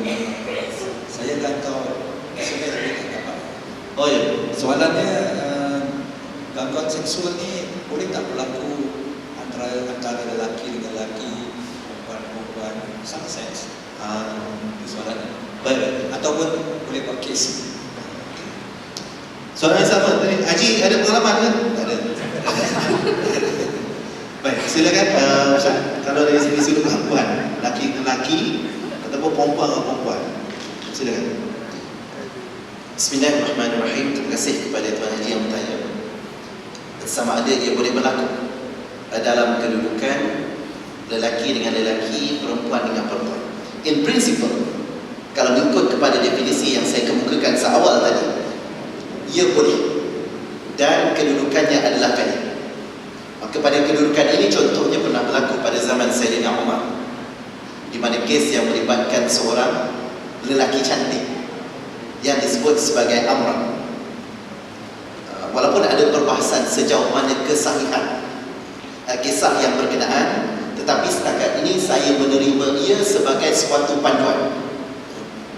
Jadi tuan-tuan muslimin dan muslimat, pada kedudukan itu di mana secara ringkas apa yang dilakukan oleh Sayyidina Umar adalah minta kepada lelaki cantik ini untuk satu, yang diriwayatkan bagaimana Sayyidina Umar minta untuk dia cukur rambut agar kecantikannya tidak lagi menarik perhatian lelaki-lelaki, bukan perempuan ni, lelaki-lelaki. Yang saya cuba untuk memahami konteksnya adalah pada kedudukan itu seakan-akan dia macam seorang lelaki yang apa kita panggil lelaki lembut lah, lebih kurang lelaki lembut. Itu bacaan saya dan pemahaman saya. Okay. Yang kemudian diringkaskan cerita, pada kedudukan dia tak ada rambut pun semakin ramai yang terjejas. Mungkin juga dari sudut perbuatannya, mungkin juga dengan kalamnya, mungkin juga begitu begini. Dalam konteks panduan hukum ini, dia tidak diperincikan satu persatu apa tindakan yang berkenaan, tetapi diringkaskan cerita bagaimana Sayyidina Umar memerintahkan lelaki cantik ini untuk pindah. Cuma kadang-kadang ada riwayat yang menggunakan hukuman buang daerah yang pada saya kurang tepat, tetapi pindah ke suatu tempat lain yang mungkin di tempat yang berkenaan dia tidak lagi dianggap sebagai lelaki cantik yang begitu mempesona. So secara ringkas, memang gangguan seksual ini juga boleh berlaku kerana perbincangan yang panjang berkenaan. Hari ini orang mula membincangkan berkenaan third gender. Third gender, gender yang ketiga. Gender yang ketiga yang dirujuk kepada golongan macam ni, yang saya sebutkan tadi, yang tuan-tuan muslimin dan muslimat boleh faham sendiri. Saya tak perlu untuk perincikan. Maka dengan sebab itu, dia boleh juga berlaku kalau sekiranya malah pada kedudukan yang tertentu, kadang-kadang tak perlu satu lembut satu keras pun, dua-dua keras, tetapi dia ada kecenderungan yang sukar diterjemahkan dengan kata-kata. Maka berlaku cubaan-cubaan. Contohnya daripada watak A sebagai penggoda kepada B yang digoda, ataupun other way round, sama-sama lelaki. Maka pada kedudukan yang berkenaan, prinsip Islam juga sama. Maka kalau sekiranya ia boleh menyebabkan keadaan-keadaan yang boleh menimbulkan fitnah, sebab itu aurat lelaki dengan lelaki pun walaupun sama-sama muslim bukan boleh untuk buka tanpa surat benar, tetapi masih perlu untuk jaga aurat kita. Betul? Malah dilarang untuk lelaki sama lelaki untuk berkongsi katil. Nampak macam aku tak rasa apa pun, tetapi kadang-kadang ia bermula dengan keadaan yang bermudah-mudah pada perkara-perkara yang berkenaan. Jadi tuan-tuan muslimin dan muslimat, begitu juga di kalangan perempuan dengan perempuan.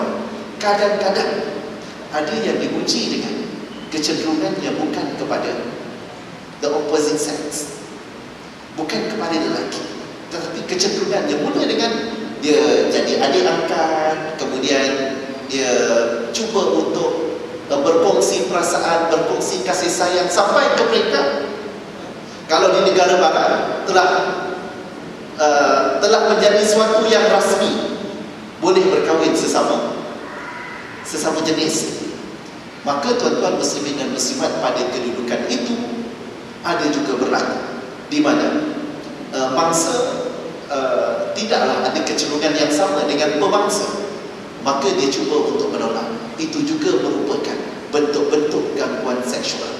Yang gangguan seksual ini mungkin kalau boleh untuk sedikit diperincikan, ia perlu untuk dihukum dengan adil.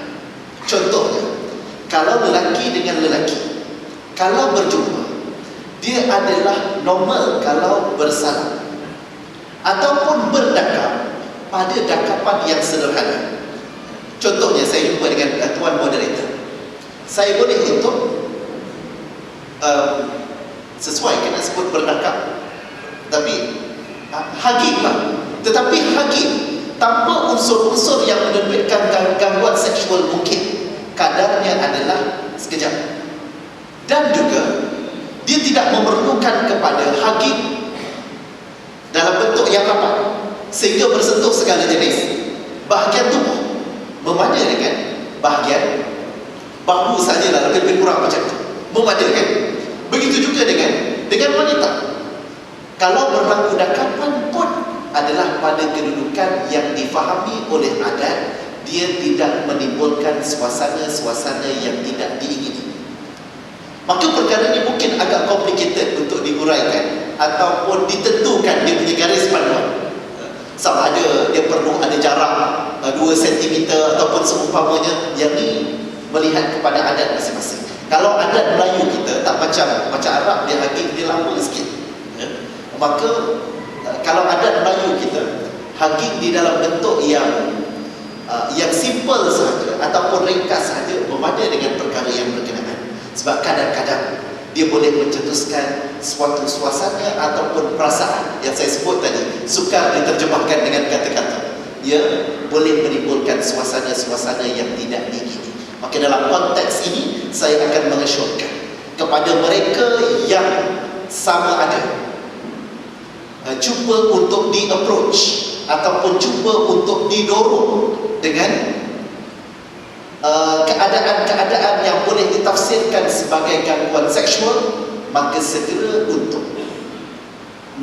memohon nasihat daripada mereka yang ahli di dalam keadaan yang berkenaan, dan sekiranya wajar boleh untuk melakukan tindakan-tindakan yang sewajarnya, termasuk tindakan-tindakan yang bersifat undang-undang. Tuan-tuan muslimin dan muslimat, dalam hal ini saya juga cuba untuk menyentuh tadi, saya mungkin tertinggal soalan berkenaan tempoh dari sudut syarak bagaimana. In principle, syarak menetapkan tiada tempoh yang tertentu di dalam bentuk setahun, 2 tahun, 3 tahun, 4 tahun ataupun seumpamanya. Selagi mana boleh ada pembuktian, maka boleh untuk diangkat. Sebab dalam apa jua keadaan, pendakwa ataupun mangsa di dalam mana-mana kes yang membabitkan jenayah di dalam Islam, dia ada hak untuk mengangkat kepada pendakwaan dengan syarat ia memerlukan kepada pembuktian. Itu yang disebut prinsip al-bayyinah 'alal mudda'i. Evidence perlu dikemukakan oleh orang yang cuba untuk mendakwa. Sebab kadang-kadang soal trauma ni, kadang-kadang kita melihat bahawa trauma ni 2 minggu boleh hilang, tapi ada kes traumatic situation ni boleh sampai bertahun-tahun, 5 tahun, 10 tahun, lebih-lebih lagi dalam kes-kes yang membabitkan sumpah mahram. Memang kadang-kadang dia berlaku pada waktu mungkin dia sekolah rendah, tetapi di waktu sekolah rendah tu dia tak strong enough untuk menuntut hak-hak pembelaan yang sewajarnya. Mungkin tak tahu pun peruntukan undang-undang dan seumpamanya. Maka pada waktu dia mungkin dah masuk universiti baru, dia boleh untuk bersuara, boleh untuk berkongsi, mendapatkan nasihat undang-undang ataupun seumpamanya. Jadi selagi mana ada pembuktian-pembuktian, maka boleh untuk diangkat. Soal diterima ataupun tidak, itu akan diselesaikan dengan kaedah-kaedah teknikal yang sewajarnya. Dan wal yamin ala man ankar. Dan pemangsa, bukan pemangsa, tertuduh juga ada hak yang tersendiri untuk menolak. Sebab ada kemungkinan juga bila membayangkan boleh dapat ganti rugi 200,000, boleh dapat ganti rugi 300,000, maka kadang-kadang ada yang cuba untuk buat. Contohnya gambar superimpose. Dia tidak membabitkan perkataan, dia tidak membabitkan perbuatan yang agresif, membabitkan fizikal, tetapi buat video superimpose yang kadang-kadang nampak real, yang membabitkan individu-individu. Contohnya, postkan kepada individu yang berkenaan gambarnya di dalam keadaan yang tanpa seberat benar ataupun keadaan-keadaan yang sangat memalukan. Ini juga boleh untuk dirujuk dan boleh untuk diambil tindakan, termasuklah apa yang dikategorikan dalam jenayah internet yang membabitkan gangguan seksual. Dan ini yang sangat-sangat membimbangkan.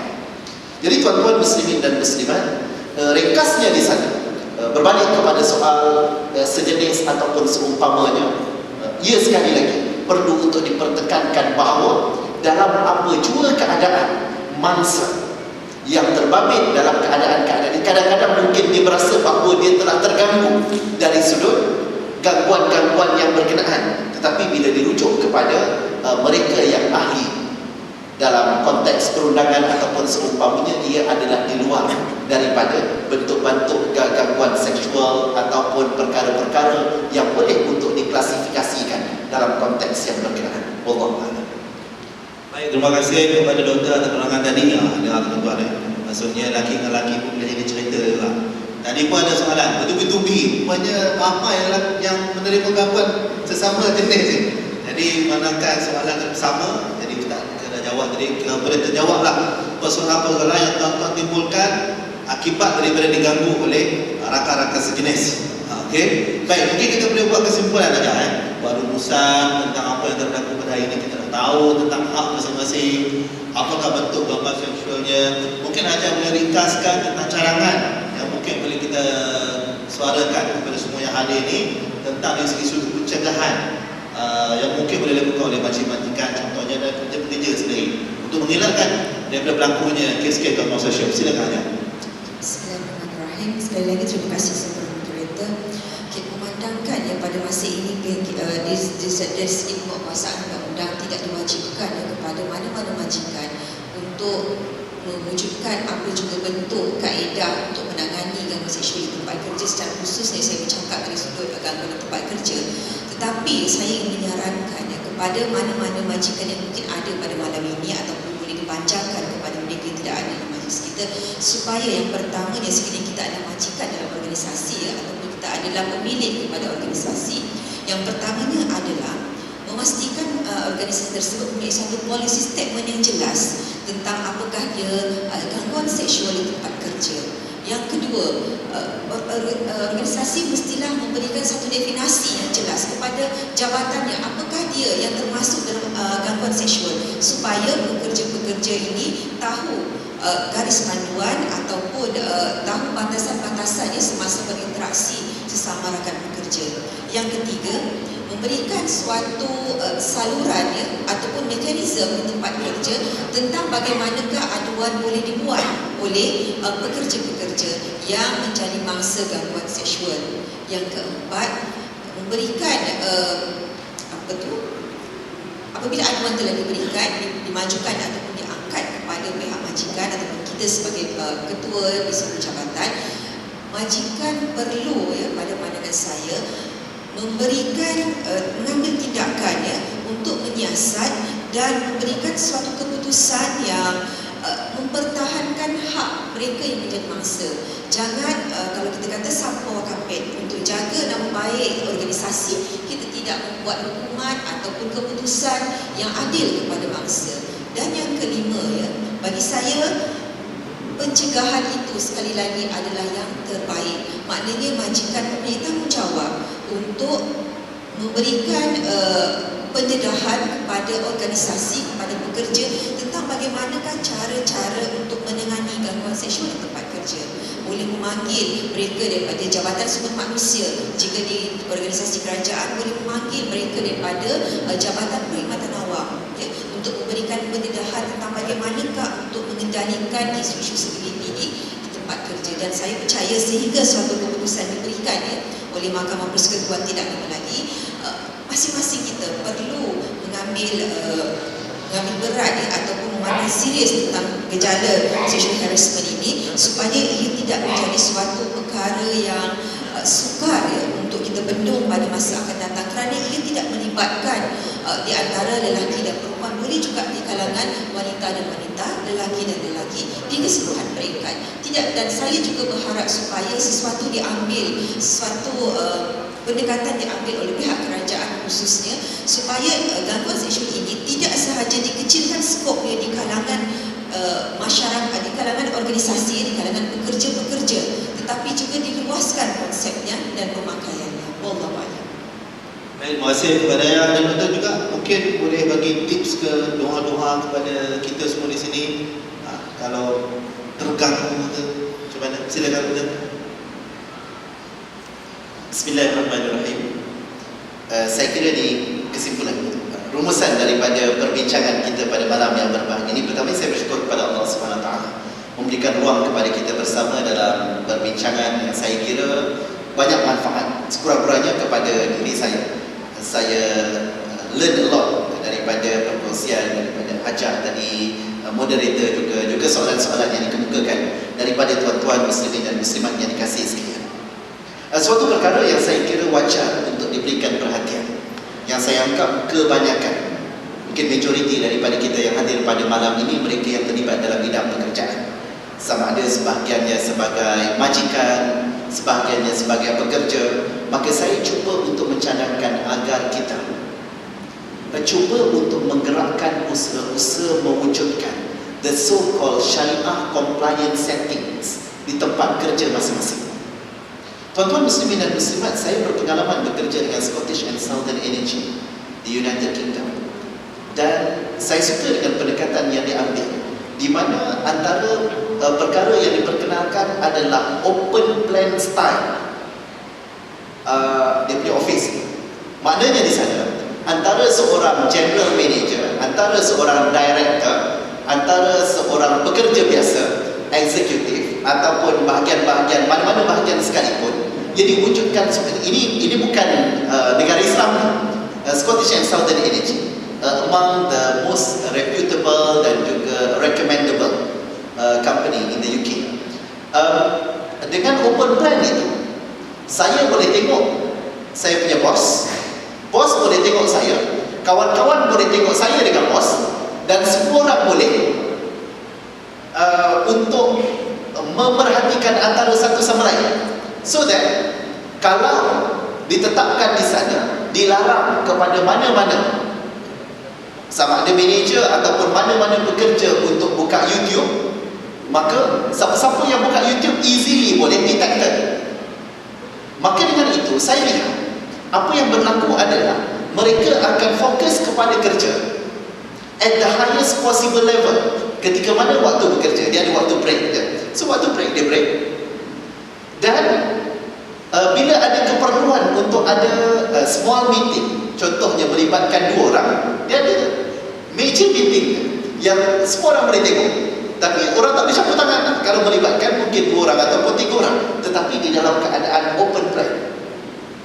Maka di sini tuan-tuan muslimin dan muslimat, tapi kebanyakan setting office kita yang ada setakat ini, yang saya perhatikan adalah banyak yang menuntut the so-called privacy untuk ada bilik masing-masing. Dan ini saya kira kurang memberikan sokongan dalam usaha untuk mencegah kejadian-kejadian yang membabitkan gangguan seksual. Maka tuan-tuan muslimin dan muslimat, kita cuba untuk gerakkan. Kalau mungkin ada kemungkinan dan juga kekuatan dari sudut modal, why not kita mewujudkan sebuah full glass office design contohnya, so that everything transparent. Jadi nak tidur pun orang nampak, nak layan Facebook 24 jam pun orang nampak, yang sekaligus akan dapat untuk mengangkat kualiti terutamanya di kalangan pekerja-pekerja muslim. Sebab nawaitu kita sebagai pekerja muslim, bila kita masuk office adalah untuk kita buat kerja, betul? Dan bila kita menggunakan contohnya ruang-ruang yang ada lebih kepada perkara-perkara yang tiada kaitan dengan pekerjaan kita, maka itu merupakan sebahagian daripada bentuk kurang amanah kepada masa dan juga bayaran gaji yang kita terima. Jadi tuan-tuan muslimin dan muslimat, itu satu. Yang dengan itu juga saya suka untuk masyurkan agar kita bersama-sama cuba untuk menyemarakkan dan mewujudkan the so-called ethics yang dipersetujui bersama. Contohnya tuan-tuan mungkin terlibat dengan kesatuan sekerja ataupun persatuan kebajikan pekerja-pekerja dalam sebuah company. Why not? Untuk kita memperjuangkan dan mengemukakan soal etika berpakaian bagaimana. Maka alangkah baiknya kalau boleh untuk dicadangkan. Kadang-kadang orang begitu memberikan perhatian mesti pakai blazer, mesti pakai jaket, mesti pakai begitu begini, tetapi tidak memberikan perhatian kepada soal memakai pakaian yang menutup aurat, terutamanya di kalangan muslimin dan muslimah. Sebab kerja-kerja kita juga adalah kerja-kerja yang membabitkan barakah dan rezeki yang Allah salurkan kepada kita. Bila mana kadang-kadang kita sedikit mengabaikan, kita tak kisah, kita tak berapa tutup aurat pun tak apa, sebenarnya dia memberikan kesan yang kita mungkin sukar untuk melihatnya, tetapi dia ada kesan kepada barakah rezeki yang kita berikan kepada anak-anak kita, barakah rezeki yang kita berikan kepada isteri kita, barakah rezeki harta yang kita bagi kepada parents kita. Kadang-kadang terjejas dengan sebab kita tidak cuba untuk memberikan perhatian kepada aspek-aspek yang berkenaan. Kemudian tuan-tuan muslimin dan muslimat yang dikasihi sekalian, kita berbicara soal people's power, betul? Yang nak mewujudkan perubahan, yang bekerja untuk mewujudkan change dan seumpamanya. Yang ni tuan-tuan muslimin dan muslimat, kita akur dengan limitation dan juga kekurangan-kekurangan yang dikongsikan oleh Hajah tadi. Bagaimana peruntukan-peruntukan yang sangat longgar, kemudian ruang-ruang baik di peringkat mahkamah syariah, mahkamah sivil yang kurang khusus kepada soal-soal kes-kes gangguan seksual dan peruntukan pembelaan kepada mereka yang terbabit dengannya. Maka saya menyeru kepada kita semua, regardless kita sama ada kita PAS, kita UMNO, kita DAP ataupun apa-apa background sekalipun, ini adalah soal bersama yang saya kira wajar untuk kita push kepada mungkin wakil rakyat kita, ahli parlimen kita, untuk memberikan perhatian serius, sebab perkara ini akan menyebabkan kerosakan kepada negara, kerosakan kepada masyarakat yang sudah hilang rasa malu, sampai ke peringkat gangguan seksual dianggap sebagai suatu culture, suatu budaya. Kalau tak mengganggu, tak mengurat anak dan orang di tengah jalan, maka dianggap sebagai terkebelakang, mundur. Maka kita perlu untuk memperbetulkan keadaan ini, kerana keruntuhan sebuah tamadun negara adalah tanggungjawab kita bersama untuk memastikan ia tidak berlaku. Bagaimana reminder daripada Rasulullah sallallahu alaihi wasallam menuntut kita menjadikan ia sebagai suatu agenda. Tak apa dah kalau tak sebut dalam manifesto yang lepas pun, tetapi ini agenda kita bersama, kena push. Di Egypt baru-baru ni telah ada proposal di peringkat dia panggil Egyptian National Women Council. Dalam konteks Malaysia saya tak pasti ada tak council yang berkenaan. Kalau tak ada, kita sebagai civil society, mereka yang cuba untuk menggerakkan, mewujudkan gerakan-gerakan yang seumpama ini yang propose. Walaupun saya tengok kepada proposal yang dikemukakan oleh Egyptian National Council ni masih lagi terlalu minimum. Dia punya punishment, dia punya perlu kepada penambahbaikan. Tetapi sekurang-kurangnya mereka dah propose sebagai suatu new law yang berkait dengan sexual harassment, yang lebih cantik kalau kita dapat menggerakkan sama-sama. Mereka sama ada AJK masjid ataupun seumpamanya, tidak semestinya yang bila membincangkan soal memelihara, mencegah dan seumpamanya ini, seringkali kita melihat dengan sebab mangsanya ramai perempuan, maka kita mengharapkan kepada persatuan-persatuan perempuan sahaja. Kepada golongan lelaki yang sama dengan saya ni, sepatutnya kita juga mendukung usaha-usaha yang berkenaan, memelihara, memastikan hak-hak wanita yang terjaga ini bukan setakat tanggungjawab orang perempuan untuk bersuara. Malah Rasulullah sallallahu alaihi wasallam pesan kepada kita. Kita ingatkan dalam pesanan Nabi sallallahu alaihi wasallam dalam haji perpisahan adalah ittaqullaha fin nisa. Bagaimana Allah minta kepada semua kita, golongan muslimin, golongan muslimat, semua bertanggungjawab untuk memelihara hak-hak golongan wanita yang tertindas.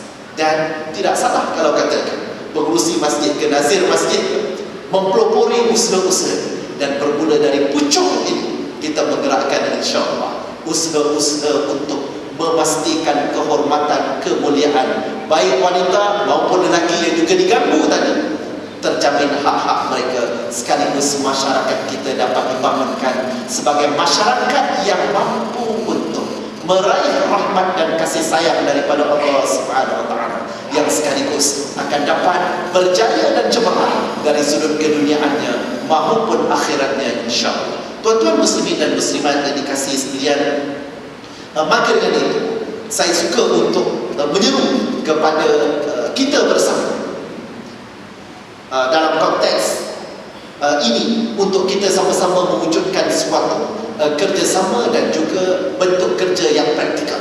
Maka menjadi tanggungjawab kepada saya, kepada moderator, kepada Hajam, untuk kita menggerakkan sama-sama insya-Allah mewujudkan, contohnya mungkin sebuah jawatan kuasa, mungkin juga propose kepada kadang-kadang bila kita mengemukakan sesuatu, orang akan minta untuk kita sediakan proposal yang sewajarnya. Okey, kita come up dengan panduan-panduan yang tertentu, proposal yang tertentu, insya-Allah perkara-perkara ini akan dapat membantu, kalaupun tidak mampu untuk menghapuskan sepenuhnya, sekurang-kurangnya meminimumkan kes-kes yang membabitkan gangguan seksual dan yang sewaktu dengannya, dan menjadi kewajipan ahli masyarakat bila kita berhadapan dengan keadaan ini untuk kita berfungsi. Contohnya ada kejadian yang berlaku di sebelah rumah, di sebelah office, ataupun di sebelah kubikel kita, maka kita bertanggungjawab untuk melaporkan. Inilah masanya untuk kita jaga, bukan jaga tepi kain dengan gangguan seksual juga, jaga kebajikan dan juga hak-hak rakan-rakan kita, rakan sekerja kita, kawan-kawan kita, kenalan kita dan seumpamanya. Dan antaranya adalah dengan tindakan kita Kalau mula diajak, contohnya kita di approach untuk bersembang, untuk melayan, kadang-kadang worry-worry ada mereka yang nak bertweet dengan kita daripada yang bertentangan jantina atas tujuan-tujuan yang tidak syar'i, maka kita bersegera untuk seawal itu mendekat dan juga memberikan nasihat yang sewajarnya, insya-Allah. Mudah-mudahan Allah Subhanahu Wa Taala merahmati kita dan menjadikan kita di kalangan hamba-hambanya yang bertakwa dan beramal saleh, dan mudah-mudahan Allah mengampunkan kesilapan-kesilapan kita yang lalu dan kita memulakan esok kita dalam wajah yang lebih baik, insya-Allah, di sisi manusia dan apatah lagi di sisi Allah Subhanahu Wa Taala. Wallahu a'lam bissawab. Wassalamualaikum warahmatullahi wabarakatuh. Waalaikumsalam warahmatullahi wabarakatuh. Alhamdulillah tuan-tuan dan puan-puan, sudah tibalah kita ke penghujung forum kita pada malam ini, dan saya kira ramai kita semualah boleh dapat iktibar dan juga banyak ilmu yang kita boleh dapat pada malam ini, baik dari segi sudut pandangan Islamnya dan juga dari segi sudut undang-undangnya tentang gangguan seksual ini. Malah kalau ikutkan cadangan untuk membawa undang-undang